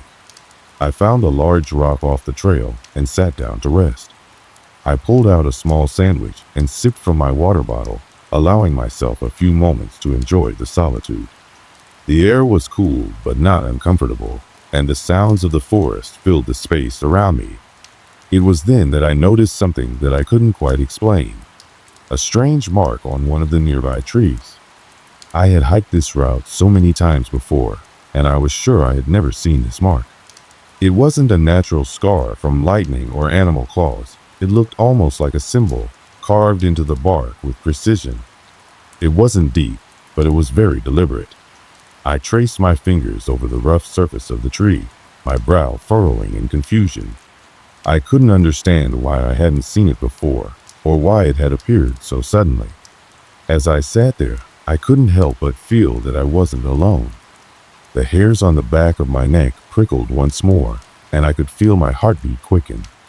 It wasn't just the strange mark that unsettled me, it was the realization that the forest no longer felt familiar. The atmosphere had shifted, and something about the place felt wrong. I stood up quickly, brushing off the sudden sense of dread that had settled over me. I wasn't the type to get spooked easily, but that mark had me thinking. Still, I convinced myself that it was just my imagination playing tricks. I had been hiking alone for hours, and the isolation had probably gotten to me. I took one last glance at the mark before continuing along the path, eager to get back to the more familiar parts of the trail. But something about that symbol stuck with me, gnawing at the back of my mind. The wind picked up again, this time carrying a strange sound. It wasn't the rustling of leaves or the cry of a bird. It was something different, something almost like a low hum, a vibration that seemed to reverberate through the trees. My heart skipped a beat, and I stopped dead in my tracks. It was faint, but it was there, just at the edge of hearing. A noise I couldn't quite place. I shook my head, trying to convince myself that it was just the wind. But deep down, I knew something wasn't right. Something had changed. The moment I resumed my hike, I couldn't shake the feeling that something had changed. The wind, which had been sporadic earlier, now felt different. It had a chill to it, colder than it had been moments ago. I zipped up my jacket, trying to ignore the creeping sensation of unease that washed over me. I couldn't explain it. It was as though the forest itself had taken on a darker mood, a presence looming just outside my vision. But I was alone. The woods were always like this, quiet and unassuming one minute, then unnervingly still the next. It was nothing, I told myself. Just the usual changes that come with the deepening afternoon. As I pressed forward, I glanced around, my eyes scanning the familiar trees. I had walked this trail 100 times, but something felt different now. The atmosphere felt heavier, like a weight hanging in the air. The distant sounds of birds and wildlife had quieted to almost nothing, save for the occasional rustle of leaves in the wind. The hum I thought I had heard earlier persisted in the background, faint but undeniable. It wasn't the sort of hum you'd expect from an animal or a machine. It was deeper, almost like the pulse of the earth itself. The trail, which had been clear and easy to follow, began to feel less defined. At first, I thought it was just me, that my mind was playing tricks on me after hours of hiking. But as I walked, I noticed more details that seemed out of place. There were branches scattered on the ground, but not in the usual manner. They weren't just random, there was an order to them, as if they had been placed deliberately. Small things, 2 twigs woven into strange patterns, rocks stacked in odd configurations, little signs that didn't belong in the natural world of the forest. I stopped in my tracks, squinting at a particular cluster of stones that seemed too arranged to be just a coincidence. My hand reached instinctively for my phone, but I hesitated. There was something about these markers, these unnatural signs, that made my gut twist. It wasn't just the oddity of the arrangement, it was the eerie silence surrounding me. I should have been hearing something, birds, squirrels, something, but there was nothing. Just the quiet, the occasional gust of wind, and that strange hum in the background. I took a deep breath, trying to shake off the growing anxiety. I was a seasoned hiker. I had encountered oddities before, even in these woods. Maybe some other hiker had left these markers, as strange as they were. It wasn't the first time I'd seen unusual things on the trails, rocks stacked in piles, makeshift shelters, odd carvings in trees. It could have been anyone, someone with an odd sense of humor, or perhaps someone trying to mark the trail for a specific reason. I decided to keep going, though the sensation that I wasn't alone had only intensified. My footsteps felt louder now, echoing in the silence. Every crackling leaf underfoot seemed to send a jolt through me, and I found myself glancing over my shoulder more often than usual. Still, I tried to push forward, determined not to let this strange atmosphere get the best of me. It wasn't long before I came across the first real sign that something was amiss. I had just passed a particularly dense thicket when I noticed a flash of movement to my left. My heart skipped a beat. I froze, my breath catching in my throat. At first, I thought it might have been an animal, a deer, perhaps, or a raccoon darting between the trees. But no, it wasn't an animal. It was a figure. A person. Or at least, I thought it was. I blinked, trying to make sense of what I had seen. The figure had appeared so quickly, so briefly, that I couldn't be sure. But it had been standing there, just for a moment, behind the trees. A tall, thin figure with a dark jacket, moving away from me, disappearing into the thick brush.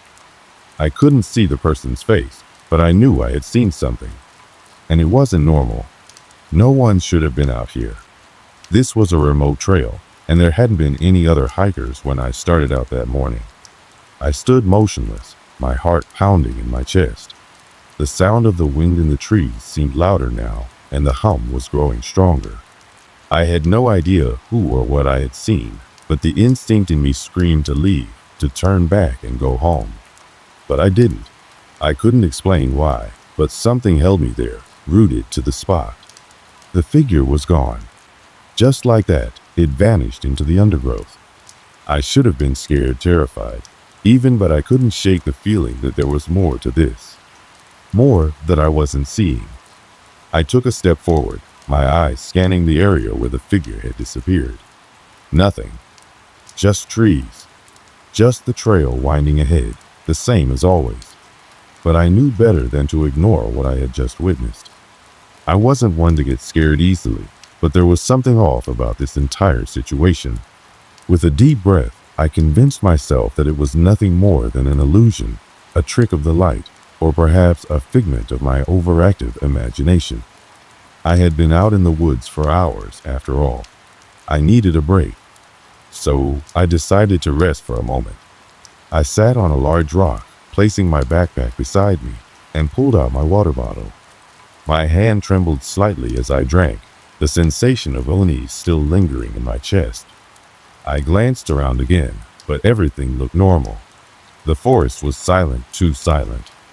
Even the birds seemed to have disappeared, leaving only the eerie hum. I stood up, feeling the weight of my decision settling in. The hike had already taken a strange turn, and part of me wanted to turn back, to head home. But that would have meant admitting that something was wrong, and I wasn't ready to do that. So I pressed on. But with each step I took, the feeling of being watched grew stronger. The odd markings in the forest, the unnatural arrangements of sticks and stones, seemed to appear more frequently now, every few yards, like someone had been deliberately leaving them behind.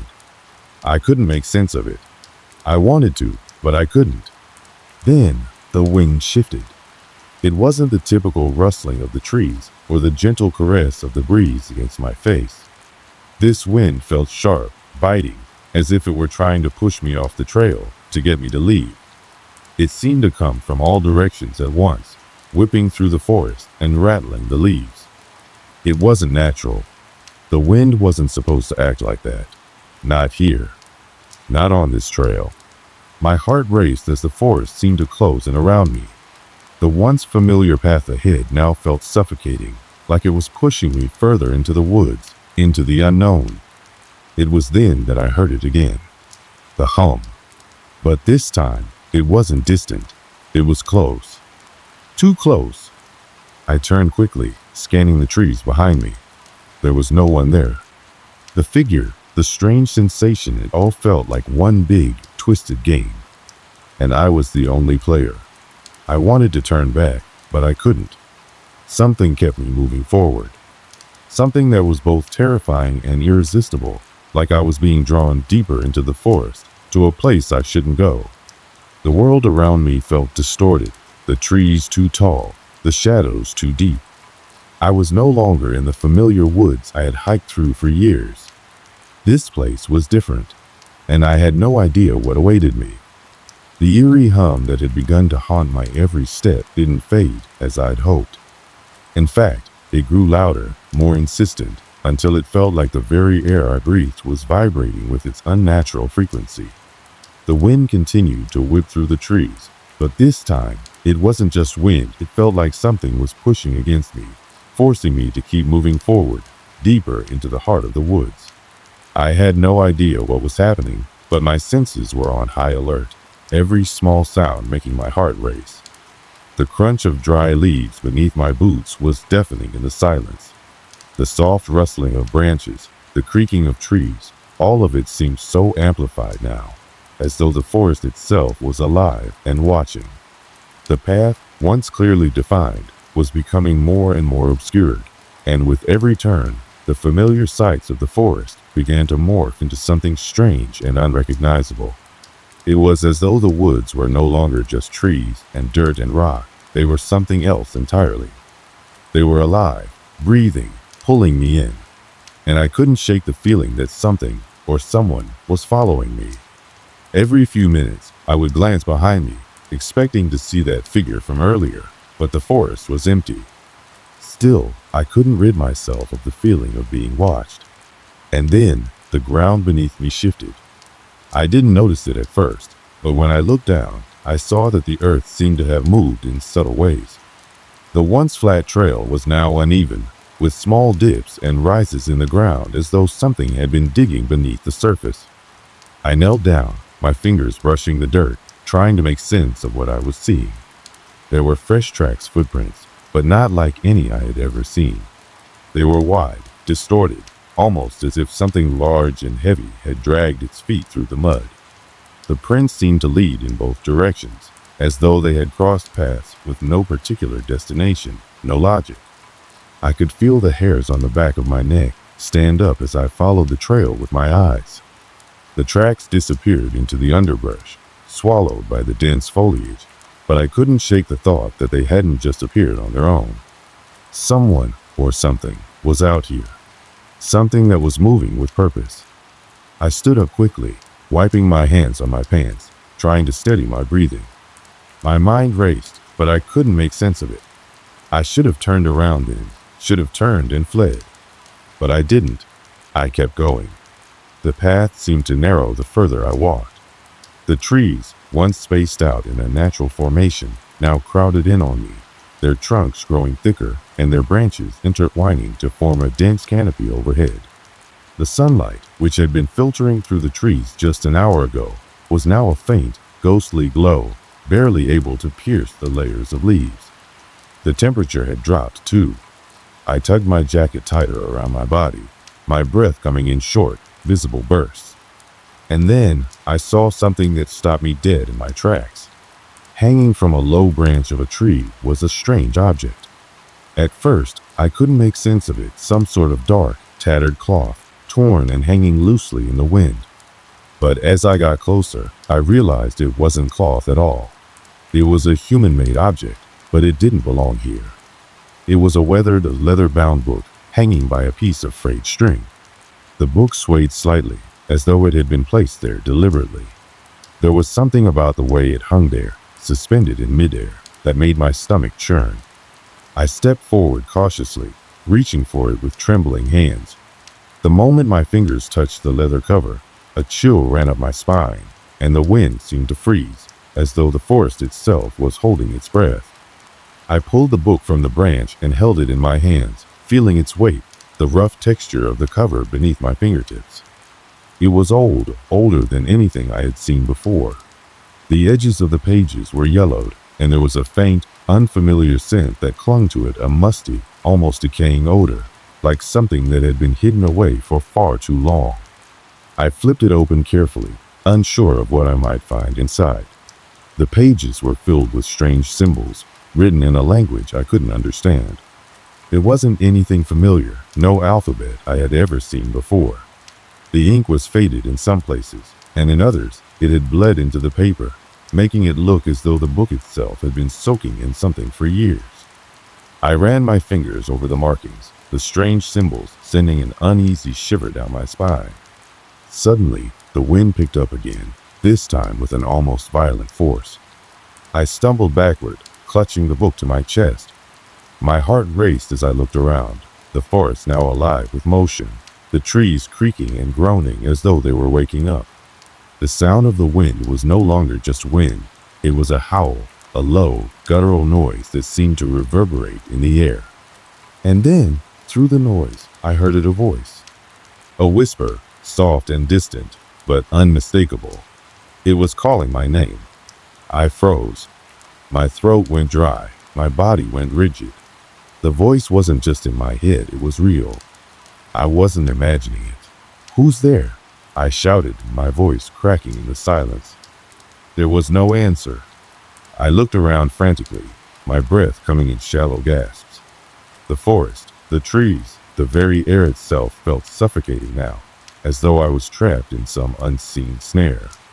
My eyes darted from one shadow to the next, but I couldn't see anything, just the dark, twisted trunks of the trees stretching up into the sky. And then I saw movement again. Something shifted in the corner of my vision, too quick for me to process. A figure, a shadow, standing in the distance. It was gone before I could make sense of it, swallowed up by the thick trees and the growing gloom of the evening. Panic gripped me like a vice. I had to leave. I had to get out of here. But the moment I turned to run, the book slipped from my hands, falling to the ground with a soft thud. I cursed under my breath, the fear now bubbling up in my chest as I bent to retrieve it. But as I picked it up, something caught my eye. On the ground, just beyond the book, was a set of footprints. They were fresh, the earth still soft beneath them. They were wide, just like the ones I had seen earlier, but these were different. These prints were deeper, more pronounced, as though something large and heavy had been dragging its feet through the dirt. They led off the trail and into the woods, disappearing into the darkness. I stood frozen for a long moment, staring at the tracks, my body trembling. I knew I should run. I knew I should turn back, retrace my steps, and get as far away from this place as I could. But something was pulling me forward, like an invisible force, guiding me into the unknown. The voice came again, louder this time, unmistakable, calling my name. And before I could stop myself, I began to follow the footprints, deeper into the forest, towards whatever waited for me in the darkness. The forest was closing in on me, the trees seeming to grow tighter, pressing in from all sides. The further I followed the footprints, the more distorted the world around me became. The usual hum of the wind had turned into an unsettling silence, broken only by the occasional snap of a twig beneath my feet. It felt as though every step I took was being watched, that every breath I drew was heard by something that didn't belong. I didn't know why I was still moving forward. My instincts screamed at me to turn back, to forget what I had seen, to leave the book behind, and never return to these woods. But something inside me, something deep and primal, kept me moving. The whispering voice, soft and insistent, still echoed through my mind, as if calling me forward, pulling me into the heart of the woods. I don't know how long I walked. Time felt like it had stopped altogether. The trail had long since disappeared, replaced by thick brush and tangled roots. My legs ached with the strain, but I didn't dare stop. The air was heavy with the scent of damp earth and decaying leaves, a smell that seemed to cling to my skin. And still, the feeling of being watched grew stronger, more oppressive. It was as though the very trees, the rocks, and the ground beneath me were all alive, aware of my presence, following my every move. And then, just as I thought I couldn't go any further, I saw it. The clearing. I hadn't expected it, a vast, open space surrounded by thick, towering trees. The light here was dim, muted by the thick canopy above. But what struck me most was the structure standing in the center of the clearing. It was a ruin, an ancient, decaying structure that looked out of place in the middle of the forest. It had the appearance of a temple or an altar, but it was like no building I had ever seen before. The stone was covered in moss, dark and slick with age. The walls were crumbling, and the air around it seemed to shimmer with a strange energy. For a long moment, I stood frozen, staring at the ruins. The whispering voice had grown louder, more urgent, but I couldn't bring myself to move. I had never felt anything like this before, the pull of something ancient, something powerful. It was as though the very ground beneath my feet was calling me to this place, demanding that I come closer. And then I heard it. A low growl, deep and resonating, echoing from the darkness behind the ruin. It wasn't a sound I could place, not an animal or a person. It was something more, something primal and unnatural. My heart skipped a beat as my body froze. The growl grew louder, more menacing, and then I saw it. From the shadows emerged a figure, tall and twisted, its shape barely visible in the dim light. It was hunched, its movements jerky and unnatural, like something that wasn't meant to be. Its face was obscured by a hood, but I could feel its gaze on me, piercing through the darkness. The figure stepped forward slowly, the ground beneath it trembling with each movement. I should have turned and run. Every part of me screamed for me to run, to flee from this thing that was coming closer, but I couldn't move. My body was frozen, as if I was trapped in some invisible web, unable to escape. The figure raised its head, and for the first time, I saw its eyes. They were dark, almost black, and they glowed with a sickly, unnatural light. The voice in my head grew louder, more insistent, calling my name, urging me forward. But I couldn't tear my eyes away from the figure, the way it moved so unnaturally, its body contorted in ways that no human body should be able to. And then, in a voice that wasn't a voice at all, but a deep, resonating hum, it spoke. "Come closer," it said, the words vibrating through my chest, rattling my bones. The sound was too much to bear, too powerful to ignore. "You've come far. Come closer and see what lies beneath." The figure extended a hand, its fingers long and twisted, as if beckoning me. I couldn't move, couldn't breathe. All I could do was stare, caught in the gaze of those dark, glowing eyes. It wasn't just looking at me, it was looking into me, into every part of my being, like it knew every secret, every fear, every desire I had ever had. And then, something inside me broke. The fear, the dread, the panic, it all hit me at once. The weight of what was happening crashed down on me, and for the first time since this nightmare had begun, I felt truly afraid. I wanted to scream, to run, but my voice was gone. I was trapped, held by some invisible force that kept me rooted in place. My heart raced, my breath came in shallow gasps, and my body trembled with the intensity of the fear flooding through me. I didn't know what this thing was, or where it had come from, but I knew it was no ordinary being. It was ancient, something from a time long forgotten, something that should never have been awakened. It was a creature of the woods, a thing tied to the earth itself, and it had been waiting for someone like me. The figure stepped closer, its presence suffocating, the air growing colder with each step. I could feel its breath on my face, a cold, unnatural wind that sent chills down my spine. It was so close now that I could hear the faintest whisper, the words impossibly quiet, yet unmistakable. "You shouldn't have come," it murmured, its voice like the rustling of dead leaves, soft and insidious. "Now you'll never leave." I tried to scream, but the sound wouldn't come. I reached for the ground beneath me, trying to push myself away, but my limbs wouldn't respond. The fear had me paralyzed, locked in place, unable to escape whatever it was that had me in its grip. And then, just as quickly as it had appeared, the figure stepped back. The growl echoed one final time, a deep, guttural noise that seemed to shake the very earth beneath me. And then, everything fell silent. I was left alone in the clearing, trembling, my heart pounding in my chest. The creature, the figure, it was gone. But the air around me was thick with its presence, a lingering, oppressive force that wouldn't leave.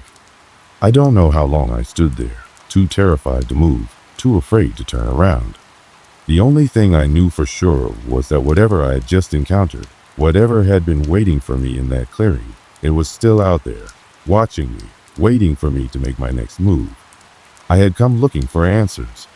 I had come searching for something, but what I found in those woods was far beyond anything I could have ever imagined. And now I knew there was no going back. And the worst part? I was still hearing that voice, calling my name, pulling me back into the darkness. I don't remember much of the journey back. My mind was a blur, consumed by the terrifying encounter in the clearing. My legs moved automatically, my body working on instinct as I stumbled over roots and branches, not caring where I went, just wanting to get away. The forest, once a peaceful haven I had come to know so well, now felt like a labyrinth of dread, a place where the very air seemed to conspire against me. I couldn't shake the feeling that something was still watching, that those dark, glowing eyes were still fixed on me, even though I had fled. I had seen many things during my time out in the wild, but nothing compared to what I had witnessed that night. I had encountered a force that was beyond anything I could comprehend, something that existed long before humanity had ever set foot in those woods. My breathing was shallow as I navigated through the trees, my steps quicker now, driven by a desperate need to escape. But it felt as if the forest was closing in around me, every step taking me further away from the familiar and deeper into the unknown. The path, which had been so clear when I first entered, was now completely gone, swallowed up by the thick underbrush. The landscape around me was a nightmare of shadows and distorted shapes, the trees looming like dark sentinels. The silence was unbearable, broken only by the distant rustling of leaves and the occasional snap of a twig underfoot. But I knew better than to think I was truly alone. The growl, the voice, those eyes hadn't been a figment of my imagination. They had been real, and I had left something behind in that clearing. Something that wasn't done with me. As I pushed forward, I thought I saw a flicker of movement to the side, a shadow darting between the trees. I froze, my heart hammering in my chest. My breath caught in my throat, and for a moment, I was back there, in that cursed place, facing the figure again. But no, when I turned, there was nothing. Only the vast, empty woods stretching on for miles. I wasn't sure whether the shadow was real, or if it was my mind playing tricks on me after everything that had happened. But the feeling that I was being watched only grew stronger as I continued my journey out. Each step felt heavier, like the forest itself was dragging me back, pulling me deeper into its twisted grasp. It was as if the trees were closing ranks behind me, hiding the path I had walked and leading me to some other place, some other nightmare that I couldn't escape. After what felt like an eternity, I finally emerged from the dense forest and stumbled onto the familiar trail that led back to the campsite. My heart was still pounding in my chest, my body trembling with exhaustion and fear. I collapsed to the ground, gasping for air, my hands slick with sweat. The sounds of the forest were distant now, replaced by the quiet hum of the wind through the trees. I didn't know if I was safe. I didn't know if the thing that had been following me would leave me in peace. The encounter in the clearing had shattered something inside me, something that would never be whole again. I had seen the darkness that lurked beyond the veil of this world, something ancient and primal, something that had no place in the realm of the living. And now I feared that it had taken root in me, that it would follow me wherever I went, haunting my every step. I spent the next few days at the campsite, trying to regain some sense of normalcy, but it was impossible. Every time I closed my eyes, I saw those dark eyes staring back at me. Every time I heard the wind rustling through the trees, I thought I could hear that low, menacing growl again, just on the edge of my hearing.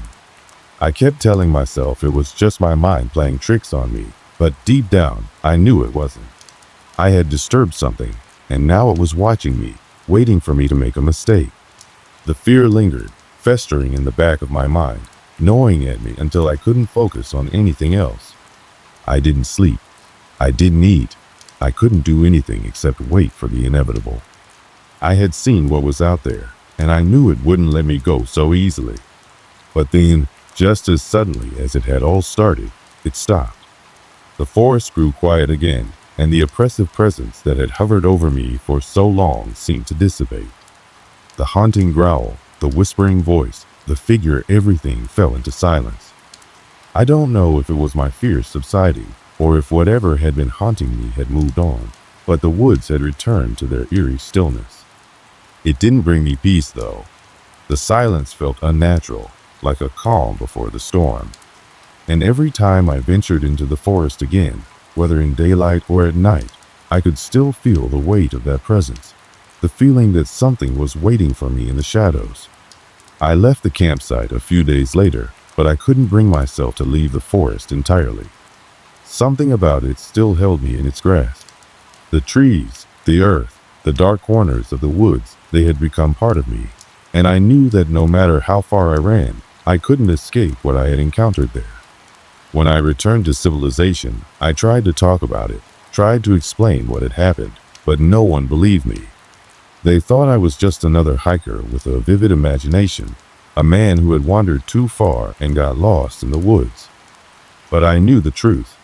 I had seen something in those woods, something beyond the normal bounds of reality. And I had left something behind, something that would follow me for the rest of my life. I still visit those woods from time to time. I don't go back to the clearing, of course there's no need. But I walk the trails, listening for the sounds that are just out of reach. And when the wind blows and the leaves rustle in the trees, I wonder if I will ever truly be alone again. I wonder if, in some way, the thing I encountered is still there, waiting for me to return, to finish what I started. And I can't help but think that one day I'll have to face it again. Because some things are not meant to be left behind. Some things are meant to follow you. The years have passed since I left that forest, and yet the memory of that night still clings to me. Every step I take, every path I walk, I carry the weight of it, the fear, the terror, the knowledge that something lurks just out of sight. I've returned to the world of the living, but there are days when I feel like I never really left that night behind. There are moments when I feel the eyes on me again, the low growl in the back of my mind. No matter where I go, I can never quite escape it.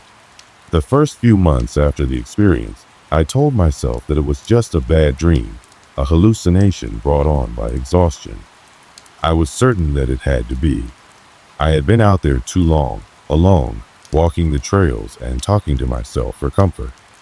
Maybe I had convinced myself of something I'd imagined, or perhaps the isolation had driven me to a breaking point, and my mind had filled in the blanks with something monstrous. It made sense. I was alone in the woods, far from any help, in a place where the rules of reality seemed to bend and break. But as time passed, the doubt started to creep in. The things I saw, the things I felt, they didn't fade away. If anything, they lingered, etched into my memory as vividly as the day I saw them. I tried to rationalize it. I told myself that I'd been in the wrong place at the wrong time. The forest had always been a place of mystery, a place where the unexplained was commonplace.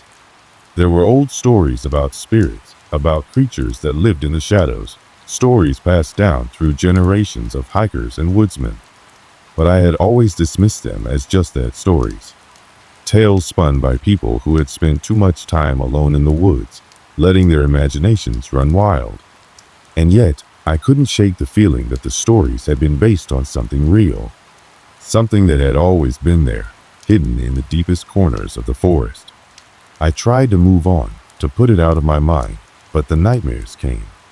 At first, it was just flashes, shadows moving in the corner of my eye, whispers on the wind that I couldn't quite understand. Then, the dreams grew more vivid. I was back in that clearing, back in the place where it all started. The figure, the eyes, the growl, it was as if I had never left. I would wake up in a cold sweat, my heart racing, my breath shallow. It didn't matter how far away I was from that forest, I could feel it in my bones. Something had followed me. Something had stayed with me, and it wasn't done yet. I tried to distract myself, to bury the memories under the weight of my everyday life. I went back to work, back to the mundane routines that had once given me comfort. But the forest always seemed to be there, lurking just outside the door, in the back of my mind. I couldn't talk about it to anyone, not without sounding insane. So I kept it to myself, this burden I carried in silence. And the longer I kept it inside, the more it grew, feeding off my fear and uncertainty. Eventually, I stopped going to the woods altogether. I couldn't bring myself to return. I couldn't face what I had seen, what I had felt, not again. The thought of stepping foot in that place, where the rules of nature seemed to break down and reality twisted into something dark and unnatural, it filled me with dread. But I could still feel it, no matter where I went. That nagging, insistent sense that I wasn't truly safe. That something was watching, waiting. And then, one day, it happened. I was at home, sitting in my living room, when I heard it, a low growl, like the sound I had heard in the forest, rumbled from somewhere deep in my chest. I froze, heart pounding.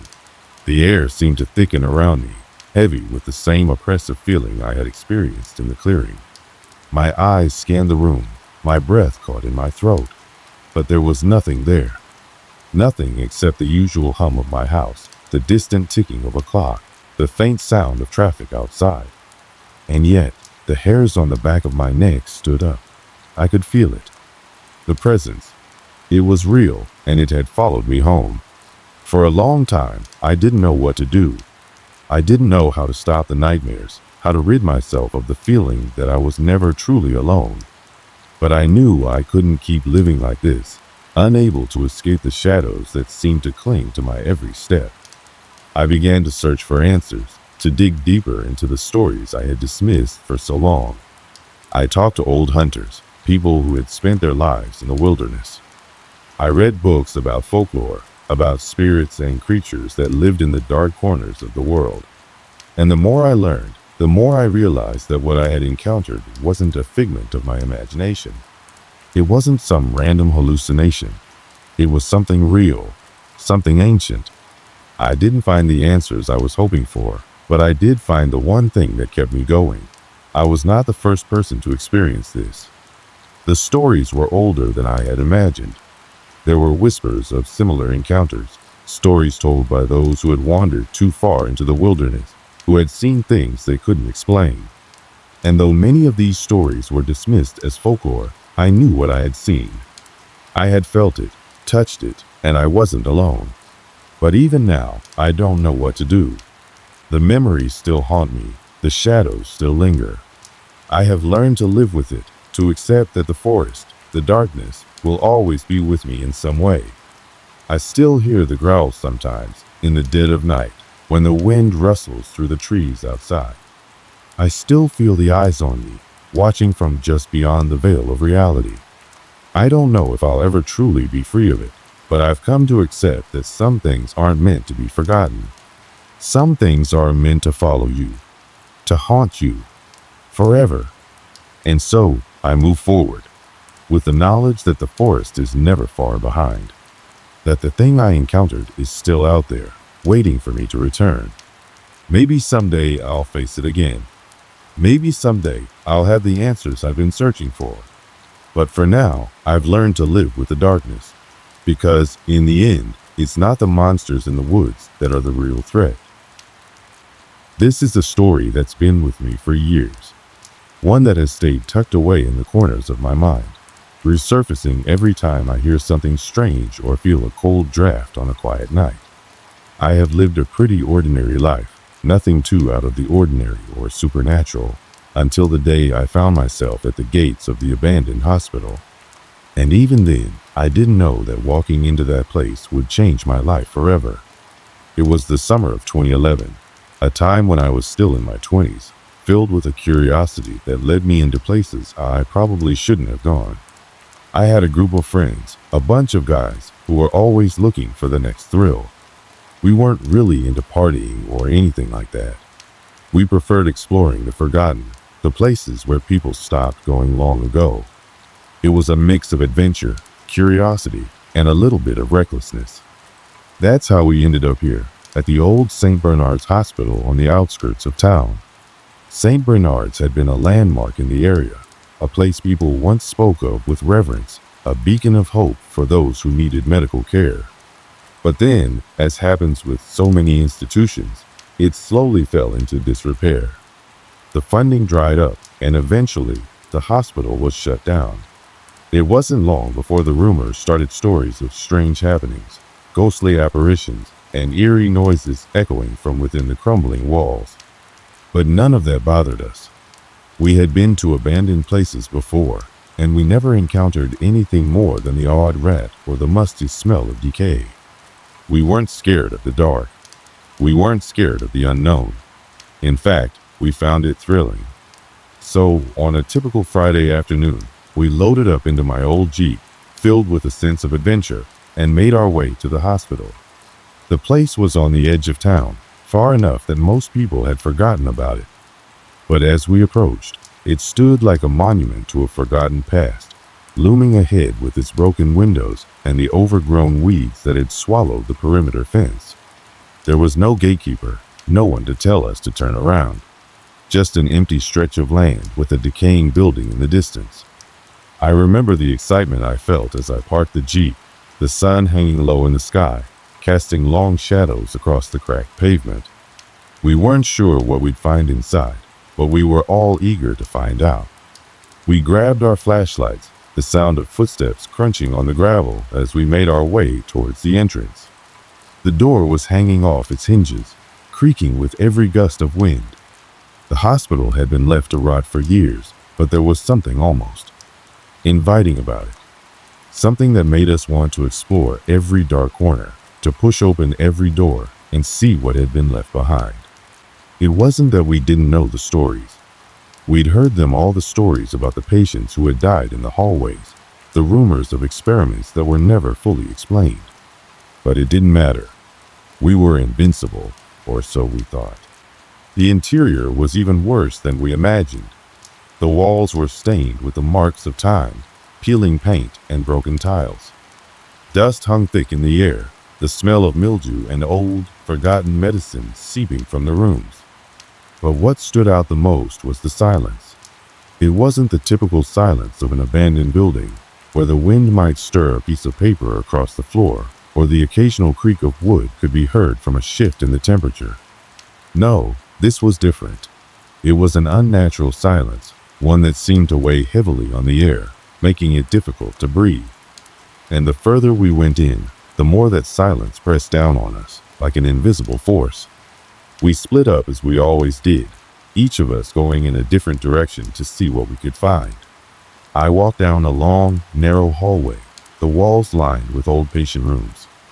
The floors were covered in dust and debris, and every step seemed to echo off the walls, despite the emptiness that surrounded us. It wasn't until I reached the end of the hallway that I saw something strange, a door that looked newer than the rest, its paint still relatively intact. I should have known right then that something was wrong, but curiosity got the better of me. I pushed the door open slowly, the hinges groaning in protest. Inside was a small office, filled with old paperwork, broken equipment, and files scattered across the floor. But it wasn't the office that made me uneasy. It was the feeling that something, or someone, was there with me. I remember the hairs on the back of my neck standing up, a cold shiver running down my spine. The air in that room felt different, thick with a presence I couldn't explain. I turned to leave, but as I did, I noticed something strange, a picture on the wall, partially obscured by dust. It was a photograph of a nurse, smiling brightly, standing in front of the hospital. But what caught my attention wasn't the nurse herself. It was the shadow behind her, just faintly visible in the corner of the photo. A shadow that didn't belong. My heart began to race. I backed away from the photo, my mind racing with thoughts I couldn't process. I had no idea why, but I felt, watched. I wanted to leave. I should have left, but instead, I made my way back to the main hallway where the others were. They didn't seem to notice anything unusual, and for a moment, I thought maybe it had all been in my head. But deep down, I knew something wasn't right. The energy in the building had changed. The air was heavier now, more oppressive, and as the daylight began to fade, the shadows seemed to grow longer, stretching across the floor like reaching fingers. It was then that I realized we weren't alone. We all gathered back in the main hallway, making our way toward each other after exploring the hospital's decaying rooms. The place was vast, and yet it felt as if we were all walking on the same thin thread, one step away from unraveling something we didn't understand. As we met up, no one seemed too shaken, not in the way I felt. Sure, the place was creepy, but none of us had seen anything outright terrifying, just the usual signs of neglect and decay. Still, I couldn't shake the feeling that something had been watching us, a persistent nagging in the back of my mind. Found anything interesting? One of the guys, Tyler, asked as he came into view, his flashlight casting a shaky beam across the dust-covered floor. Tyler was the kind of guy who usually wasn't easily rattled, always cracking jokes or laughing off any tension. But today, his smile seemed a little off, like he was forcing it. "Not much," I replied, trying to keep my voice steady. "Just an old office." But I hesitated for a second, unsure of whether to voice the unease I had been feeling. There's something weird about this place. I don't know how to explain it. Tyler raised an eyebrow, his interest piqued.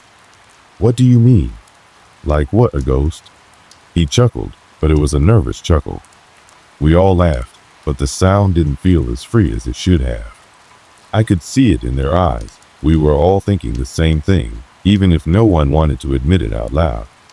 We were still standing there in the hallway, the faint light from our flashlights dancing off the walls, when the first real strange thing happened. It started with a noise, a soft, almost imperceptible sound that made my stomach twist. At first, I thought it was just the building settling, the typical creaks and groans of an abandoned structure. But then, it came again. A soft thud, followed by a shuffling sound like footsteps. I froze. Did you hear that? I whispered, my voice barely more than a breath. Tyler looked at me, his face suddenly serious. What was that? He muttered, his voice lower than usual, as if the building itself was listening. We all turned toward the source of the sound, but the hallway was still empty, save for the shadows of our figures stretched long on the cracked walls. The silence that followed was thick, almost suffocating. It was the kind of silence that made your ears ring, a quiet that carried something sinister. It's probably just the wind or something, said Sam, the most pragmatic of the group. Sam wasn't easily rattled.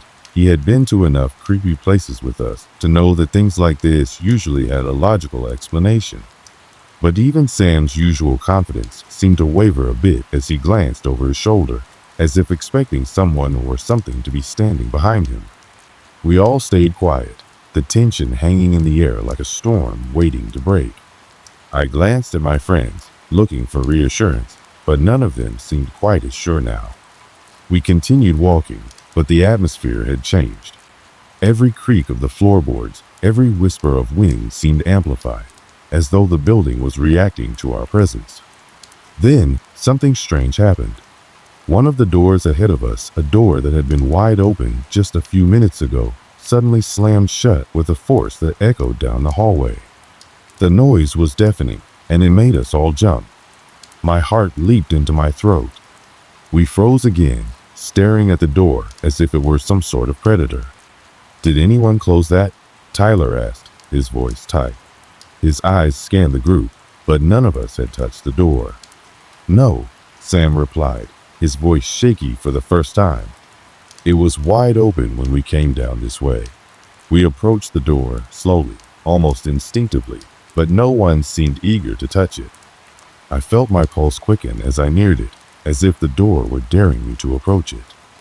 I reached out, my fingers trembling, and when I pushed the door open, it creaked in protest.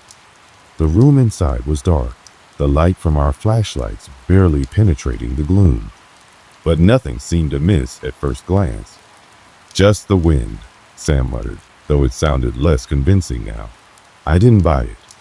The door didn't slam on its own, not in this place. There had been something deliberate about it, a force beyond the natural. We all stood there for a moment, unsure of what to do next, when a sound broke the silence again. This time, it was coming from behind us. Something was shifting in the hallway, like the rustling of fabric or the scuff of shoes against the floor. Before we could even turn around, the lights flickered. Once, twice, then went out completely, plunging us into complete darkness. For a split second, we all stood frozen, holding our breaths, each of us too afraid to move. The darkness felt alive, pressing in around us. It wasn't the kind of darkness where you could close your eyes and pretend it was nothing. This was different. It felt heavy, suffocating. Turn the lights back on, Tyler shouted, his voice high-pitched in panic. But as he fumbled with the flashlight, his hands shaking, the beam of light returned with an eerie flicker, casting a faint glow over the hallway. But that brief light was enough to send a cold wave of dread through me. And then we saw it. At the far end of the hallway, standing just at the edge of the dim light, was a figure. It was vague, blurry, as if the light couldn't quite make sense of what it was seeing. It wasn't a person, not really. It was like a shadow, but one that wasn't cast by anything solid. A human shape, but wrong, distorted. For a split second, I thought my eyes were playing tricks on me, but then it moved. It didn't walk, it glided. Its movement was too smooth, too unnatural, and as it slid along the floor toward us, I felt a coldness settle deep in my bones. My breath caught in my throat. I wanted to shout, to run, but my feet wouldn't move. I could see my friends, all of us standing there in the dim light, frozen in place. Sam, usually so composed, had his mouth open in a silent scream. Tyler was gripping his flashlight so hard his knuckles were white. The shadow moved closer, and as it did, the air around us grew colder. The temperature dropped so rapidly that I could see my breath fogging in front of me. Every instinct I had screamed at me to run, but the fear, it paralyzed me. There was something about the figure that felt wrong in a way I couldn't explain. It wasn't just a trick of the light or our minds playing games. This was real. This was something that shouldn't exist. Then, just as quickly as it had appeared, the figure vanished, leaving nothing but an icy silence behind. We stood there for a long moment, too afraid to speak. I felt a chill crawl up my spine, and when I glanced at my friends, I saw that they were just as shaken as I was, each of us struggling to process what we'd just seen. "That wasn't real," Tyler whispered, his voice trembling. But I knew it was. I could feel it in the pit of my stomach. What we had just seen was something otherworldly, something that didn't belong in this world. It was the first sign that the hospital wasn't just abandoned, it was haunted. The figure's disappearance didn't ease the tension, it only deepened it. We stood in the hallway for a while, frozen in disbelief. Every muscle in my body felt tense, as if I were on the verge of a panic attack. I could still feel the cold that had settled into my bones, the lingering presence of something unexplainable in the air. None of us said a word for a few moments, each of us caught in our own thoughts, processing what we had just witnessed. Finally, Tyler spoke, his voice quiet but sharp. "What was that? Am I losing it, or did anyone else see it too?" "I saw it," I whispered, my voice barely audible. My hands were shaking, and I couldn't stop looking over my shoulder, expecting it to reappear. Sam took a deep breath and adjusted the straps on his backpack. "We're not gonna get anywhere standing here. Let's keep moving." He was right, of course, but I couldn't shake the feeling that there was something more to this place. Something we hadn't uncovered yet. Tyler, as brave as ever, led the way, though I could tell he was as rattled as the rest of us. The silence was deafening as we walked down the long corridor. The only sounds the echoes of our footsteps on the concrete floor. As we made our way deeper into the hospital, the building seemed to close in around us. The air was thick, almost suffocating. The faint smell of mildew and old rotting wood was overwhelming. The temperature seemed to drop even further, and I could feel the cold seeping into my clothes, making my skin prickle. The faint light from our flashlights cast long shadows against the walls, distorting the rooms and hallways ahead of us. Each corner felt like a threshold to something we couldn't comprehend. Tyler's voice broke the silence once again. "There's gotta be a way to figure out what's going on here. We need answers. We need to stick together," Sam added, his voice uncharacteristically serious. "This place isn't right. I've never felt anything like this before." We all agreed, but no one could shake the creeping feeling that we were being watched. It was as though the building itself was alive, its decaying walls breathing with us. I glanced up at the ceiling as we walked, noting how the fluorescent lights above flickered intermittently, casting a strange glow across the rooms. We approached a set of double doors at the end of the hallway. The doors were different from the others we'd encountered. While most of them were rusty or half broken, these ones were pristine, as if untouched by time. The handles gleamed in the flashlight's beam, and a faint draft seemed to be pushing from behind them. Something about it felt off. Tyler reached for the handle without hesitation. "Let's see what's behind here," he said, his voice shaky but determined. As soon as he pulled the door open, a rush of cold air hit us, sending a shiver down my spine. The room beyond was dark, almost impenetrable, save for the dim light spilling in from the hallway. I didn't want to go in. I didn't want to see whatever was waiting in that room. But, like the others, I stepped forward. The room was massive. The floor was littered with broken tiles and dust, and the walls were covered with peeling paint. But what caught my attention, what made my stomach flip, was the strange markings on the walls.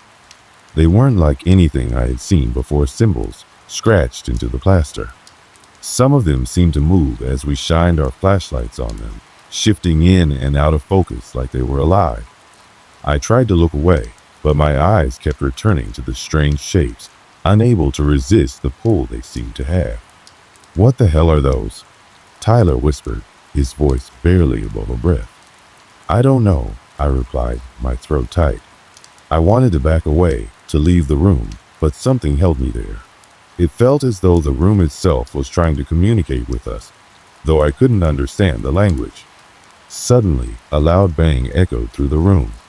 We all jumped back, the sound of it reverberating in the hollow space. I swung my flashlight around, but there was nothing there. The room was still empty. My heart pounded in my chest. "Did anyone else hear that?" Sam asked, his voice edged with fear. We nodded, but none of us spoke. The air had grown thicker, and the temperature had dropped even further.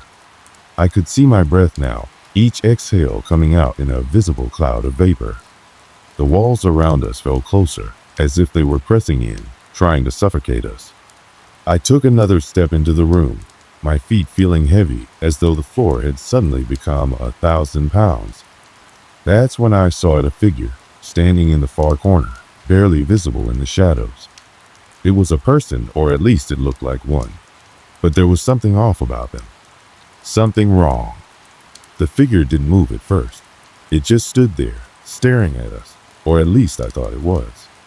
I couldn't see its face clearly.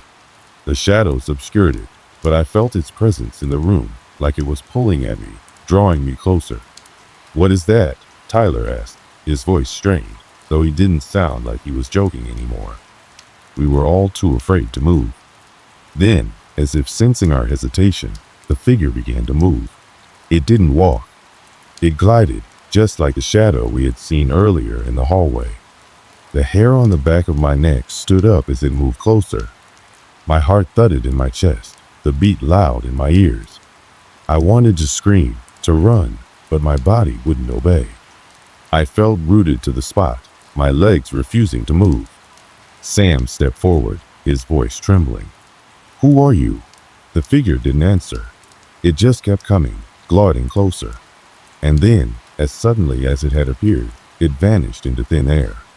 1 second it was there, the next it was gone. My breath came in shallow gasps, my chest tight with fear. I turned to look at my friends, my eyes wide with panic, but when I spoke, my voice came out in a whisper. "Did anyone else see that?" They all nodded, their faces pale, eyes wide. We were all in the same state of shock, none of us willing to believe what had just happened.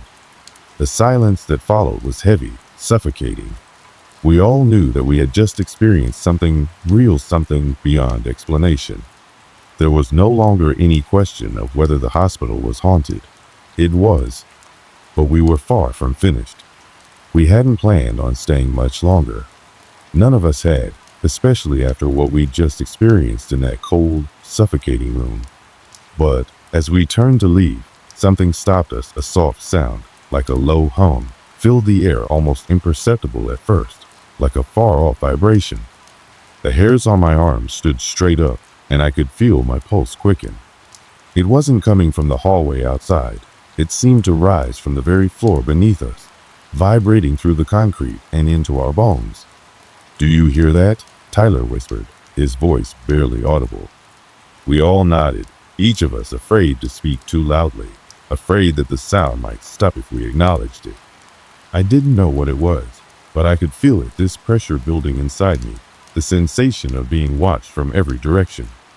The darkness of the room seemed to close in tighter, heavier, as though something or someone was waiting. Before I could react, the temperature dropped drastically. It was as if someone had flipped a switch, and the cold was immediate, bone-chilling. I couldn't breathe, the air seemed thick and almost solid.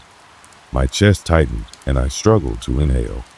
I looked around, but the shadows seemed to shift, too quick to catch in my peripheral vision. There was no sound except the hum that had grown louder now, a disturbing vibration that seemed to come from everywhere and nowhere all at once. "That's it," Sam muttered, his voice trembling. "I can't do this anymore. I'm getting out of here." His words snapped me out of my daze, and for a moment I felt the urge to follow. But something deeper held me there. I had to know what was going on. This place had a grip on us, whether we wanted it or not. I wasn't sure if it was curiosity or pure fear, but I couldn't just turn and leave. Not yet. We had to figure out what was happening. "We're not leaving yet," I said, my voice shaking but firm. Not without answers.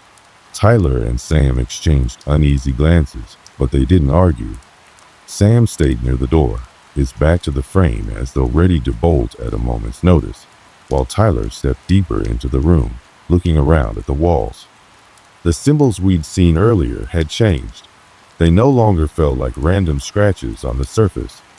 Now they were alive, pulsing, writhing almost like veins beneath the walls. And then it happened. A sudden blinding light filled the room, so bright that I had to shield my eyes. The hum stopped, and for a heartbeat, there was only silence. But then came the voice. It wasn't a sound I'd ever heard before. There were no words, just an overwhelming presence in the air, like an ancient whisper echoing through my mind. The voice wasn't speaking to me in a way that I could understand, but it made my head spin, as though it was trying to tell me something important, something I couldn't quite grasp. "Do you hear that?" Tyler asked again, his voice shaking. "I don't know what it is," I answered, my throat tight with terror. "But it's not human." And then, as if it had been waiting for this moment, the thing revealed itself. I heard it before I saw it. The sound was like something scraping against the walls, the dragging of claws over the peeling plaster, followed by a low, guttural growl. My eyes darted toward the sound, and there, in the corner of the room, I saw it. A figure, taller than any of us, standing motionless. Its body was contorted, bent at unnatural angles, as if its limbs didn't belong to a human form. The face, it didn't have a face, not in the way I understood faces. The skin was smooth and pale, almost waxy, with dark hollow eyes that glowed faintly like dying embers.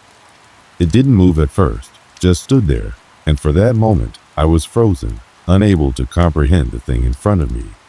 Then it moved, its limbs snapping into place with sickening cracks. The sound echoed in the room, sending a wave of nausea through me. Its movements were fluid, unnatural, as if it were more shadow than flesh. The thing took one slow step forward, its gaze locked on us, and the pressure in the room grew even more intense, more suffocating. I couldn't breathe. I couldn't think. The world narrowed down to this one moment, this single horrifying encounter. Everything I had felt up until then, curiosity, fear, confusion, faded away, leaving only raw terror. "Run!" Tyler shouted, but his voice was barely audible over the sound of my pulse pounding in my ears. But I couldn't move. My legs wouldn't obey. My brain screamed at me to flee, but my body was paralyzed. The thing stepped closer, and I could hear its breath if it was breathing deep and rasping, almost like a wheeze from a dying animal. But I knew that this thing wasn't dying. It was alive. Alive in a way that felt wrong, twisted. Sam, who had been standing near the door, bolted. His footsteps echoed in the hallway, but the thing didn't follow him. It didn't even seem to care about him. Its eyes, those glowing, empty eyes, were still locked on me. I could feel its gaze inside my head, crawling through my thoughts, filling my mind with terror. "Please," I whispered, my voice barely a breath. "Please, don't." And then, just as quickly as it had appeared, the thing vanished. The air in the room shifted, the cold lifting, the tension easing, as if it had never been there at all. I gasped for air, my lungs burning as if I had been holding my breath for too long. I looked around, frantic, but there was no sign of it, no trace. Only the eerie silence that had returned to the room. Tyler moved first, his face pale, his eyes wide with shock. What the hell was that? What the hell just happened? I didn't have an answer. I could barely think. My heart was still racing, my body trembling uncontrollably. I felt as though I had just escaped something far worse than I could ever comprehend. But the truth was, the nightmare was far from over. We hadn't just seen something. We had awoken something. We knew that now. It wasn't just a ghost, a lost soul, or some random entity haunting an old building. It was something older, something far more dangerous. And it wasn't finished with us. "Let's go," I finally said, my voice cracking with the strain of trying to sound calm. Tyler and Sam didn't argue. We turned and fled the room, running down the hall, past the flickering lights and the growing shadows. But I knew, deep down, that leaving wasn't enough. Not anymore. That thing was still here, somewhere, and it was waiting for us to make our next move. The escape didn't bring relief. It only opened up more questions we didn't want to answer. And as we reached the exit of the hospital, we realized that we weren't just running from a building. We were running from something far darker. The question now wasn't whether we could survive. It was whether we could escape. We burst through the hospital's front doors, the cool night air feeling like a fleeting relief as we stumbled out into the parking lot. Our breath came in ragged gasps, and the sound of our footsteps echoed in the silence of the abandoned grounds. The night sky above us, once comforting in its vastness, now felt like a suffocating, oppressive void. None of us spoke at first. I don't think any of us knew what to say. The events that had unfolded inside that cursed building were still too fresh, too terrifying, and none of us had the words to describe what we'd just experienced. All we could do was look at each other wide-eyed, hearts racing, wondering if we'd truly escaped or if the worst was yet to come. "We made it out. We're out," Tyler said finally, his voice a little hoarse. He rubbed his face as if trying to shake off the shock, but the panic still lingered in his eyes. I couldn't respond right away. My thoughts were a jumbled mess, and my head throbbed from the pressure of everything that had happened. The thing we had seen, the thing that had been in that room with us, still haunted my thoughts. I didn't know what it was or why it had been there, but I couldn't stop replaying its image in my mind. It wasn't human. It didn't belong in this world. And yet, we had crossed paths with it, and it had made it clear that it wasn't going to let us go so easily. "We need to go to the police," Sam said, his voice shaky. He glanced nervously toward the entrance of the hospital, as if he half expected the thing to come rushing out after us. "No," I replied quickly, more forcefully than I intended. "The police won't believe us. They'll think we're crazy. Besides, what are we going to say? That we were attacked by that thing?" I couldn't bring myself to say it out loud. The words felt foreign on my tongue, like they didn't belong in the real world. "But we can't just leave it like this," Tyler said, his hands on his hips, pacing back and forth. "We can't just walk away and pretend nothing happened. That thing, whatever it is, it's not going to stop. It's still in there. It's still waiting for us." He was right, and I hated that he was. I could feel the weight of those words settle on me, a crushing burden I didn't want to bear. But there was no escaping it. The thing, whatever it was, had made its presence known, and it wasn't done with us. Sam looked at me, his eyes wide with fear. "What are we going to do then? Just walk away and hope it doesn't follow us? We can't pretend like everything's normal." I paused, trying to gather my thoughts. What did we do now? I had no answers, no plan. I just knew that we couldn't go back in there. We couldn't face that thing again. And yet, I also knew that leaving without facing whatever it was, whatever we had awakened, wasn't an option. "We need to get out of here," I said at last, my voice quiet but firm. "We need to put as much distance between us and that place as possible. And then we figure out what the hell just happened." Sam didn't argue. He looked relieved at my words, as if he too had been hoping for an escape, a way out. But Tyler seemed more uncertain. "But what if it follows us?" Tyler asked, his brow furrowed in concern. What if it doesn't stop? I didn't have an answer for him. I couldn't promise him that it wouldn't follow us, that it wouldn't haunt us until we were too broken to fight back. All I could do was offer him the same uncertainty I felt myself. We'll deal with that when the time comes, I said. Right now, we need to get out of here and figure out how to keep it from finding us. It wasn't much of a resolution, but it was the only one I could offer. We had survived. For now, that was enough. The drive home was silent.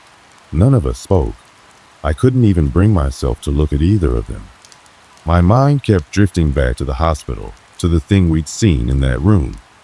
The glowing eyes, the contorted body, the feeling of pure, unfiltered terror that had flooded through me. I couldn't shake the image. It was burned into my mind, and I didn't know how to rid myself of it.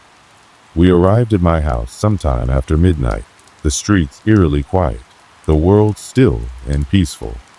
But inside, my heart was pounding. I wanted to believe that it was over, that whatever had happened was just a nightmare, a terrible illusion brought on by the hospital's eerie atmosphere. But deep down, I knew better. I knew that we hadn't escaped. We hadn't solved anything. We had only delayed the inevitable. We should stay together tonight, Tyler said when we parked. In case. You know. We all knew what he meant, but none of us wanted to say it out loud. That thing, whatever it was, had followed us in a way that wasn't physical. It had made its mark on us, and none of us were going to sleep easily. We nodded, a silent agreement hanging between us as we entered the house. We spent the rest of the night in the living room, sitting together on the couch, the lights blazing brightly. We kept checking the windows, the doors, making sure that nothing was out there. The silence between us was heavy, filled with the unspoken understanding that we were no longer safe. That hospital had left its mark on us, and it wasn't going to let go. Morning came, but it brought no comfort. The sun rose, but it didn't feel like a new day. It felt like the calm before the storm. We went our separate ways, but something was different. The weight of the night's events lingered in the back of our minds, like a shadow that couldn't be escaped. I never went back to that hospital. None of us did. We stayed away, our lives going back to some semblance of normal. But that feeling of being watched, of something lurking just out of sight, never truly faded. Sometimes, when I'm alone at night, I can still hear the hum. The same vibration, the same presence, as if the thing in that building is still waiting for us to come back. I don't know if it will ever stop. I don't know if we'll ever find out what it was or why it chose us. But one thing is for sure, we never truly escaped. The hospital may have been abandoned, but it's still haunted. And I don't think that's something we can outrun. The years have passed since that night, but the memories are still vivid. The events that unfolded in the abandoned hospital linger like an unshakable presence, a weight that hangs over everything I do. Sometimes, when I'm lying awake in the stillness of the night, I wonder if it will ever truly leave me. I've tried to go on with my life, to forget, to move forward, but something about that place, something about what we saw, stays with me, haunting every thought, every quiet moment. Tyler and Sam? They've both gone their separate ways. We rarely talk anymore, and when we do, it's always with an unspoken understanding that some things are better left untouched. We don't speak of the hospital. We don't speak of what we saw. There's a silent agreement between us that some things should remain buried, no matter how much we want to understand them. Some things are just too terrifying to bring back into the light. But I can't help it. I can't stop thinking about it. I've tried to push it all down, pretend like it never happened, like it was just a dream or a figment of some collective imagination. But it wasn't. It was real. That thing was real, and it's still out there. I moved away shortly after that night, unable to shake the feeling that I was being watched. I couldn't stay in the town where the hospital sat, not knowing if it would follow me. I couldn't stand the thought of walking the streets, wondering if the thing we had encountered would eventually track me down, drag me back into that cursed building, and finish what it had started. I left, seeking some form of safety in a new place, hoping the distance would somehow bring peace. it didn't. No matter where I go, there's always that nagging sensation, that uncomfortable feeling of being observed, of something being just out of reach, but always there. The fear never really fades. It's a part of me now, a constant shadow I can't shake, and I don't know if I ever will. I've tried to research the place, tried to learn more about the history of the hospital, but I keep hitting dead ends. No records. No one to speak of the strange disappearances or the whispered rumors that swirl around the place. It's as if the hospital has been deliberately erased from history, as if the people who once knew about it wanted it forgotten, left to rot in the dark corners of the world. But the more I search, the more I'm convinced that there's something deeply wrong with that building, something that stretches beyond any explanation, beyond the boundaries of reason. I've had dreams about it, terrible, suffocating dreams.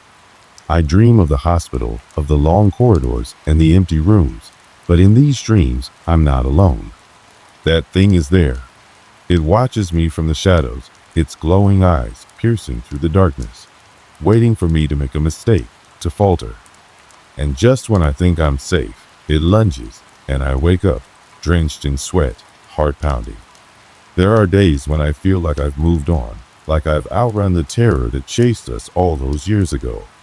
But then something happens, something small, insignificant, like the sound of a door creaking or a flickering light, and it all comes rushing back.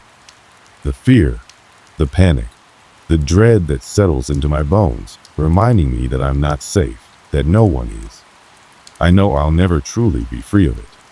Maybe that's the worst part, that knowledge, deep down, that the hospital still exists, that the thing we encountered is still out there, waiting, watching.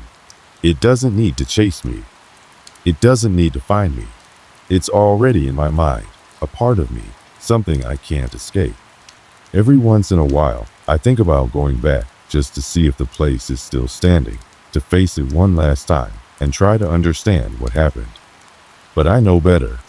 I know that some things should remain hidden. Some things are too dangerous to seek out. I've learned that the hard way. So now, all I can do is carry the burden of that night, of what we saw, what we felt, and what we barely survived. I don't tell anyone about it. I don't speak of the thing in the hospital. Who would believe me anyway? Who would understand the fear, the weight of it? No one would.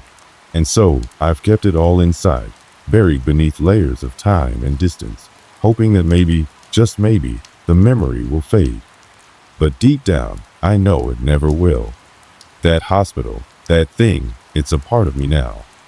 And no matter where I go, no matter how far I run, I'll never be free of it. Maybe that's the real horror. The knowledge that some things don't just haunt you for a little while and then fade. Some things follow you, stay with you, become a part of you. And when you least expect it, they'll remind you of what they are, what they can do,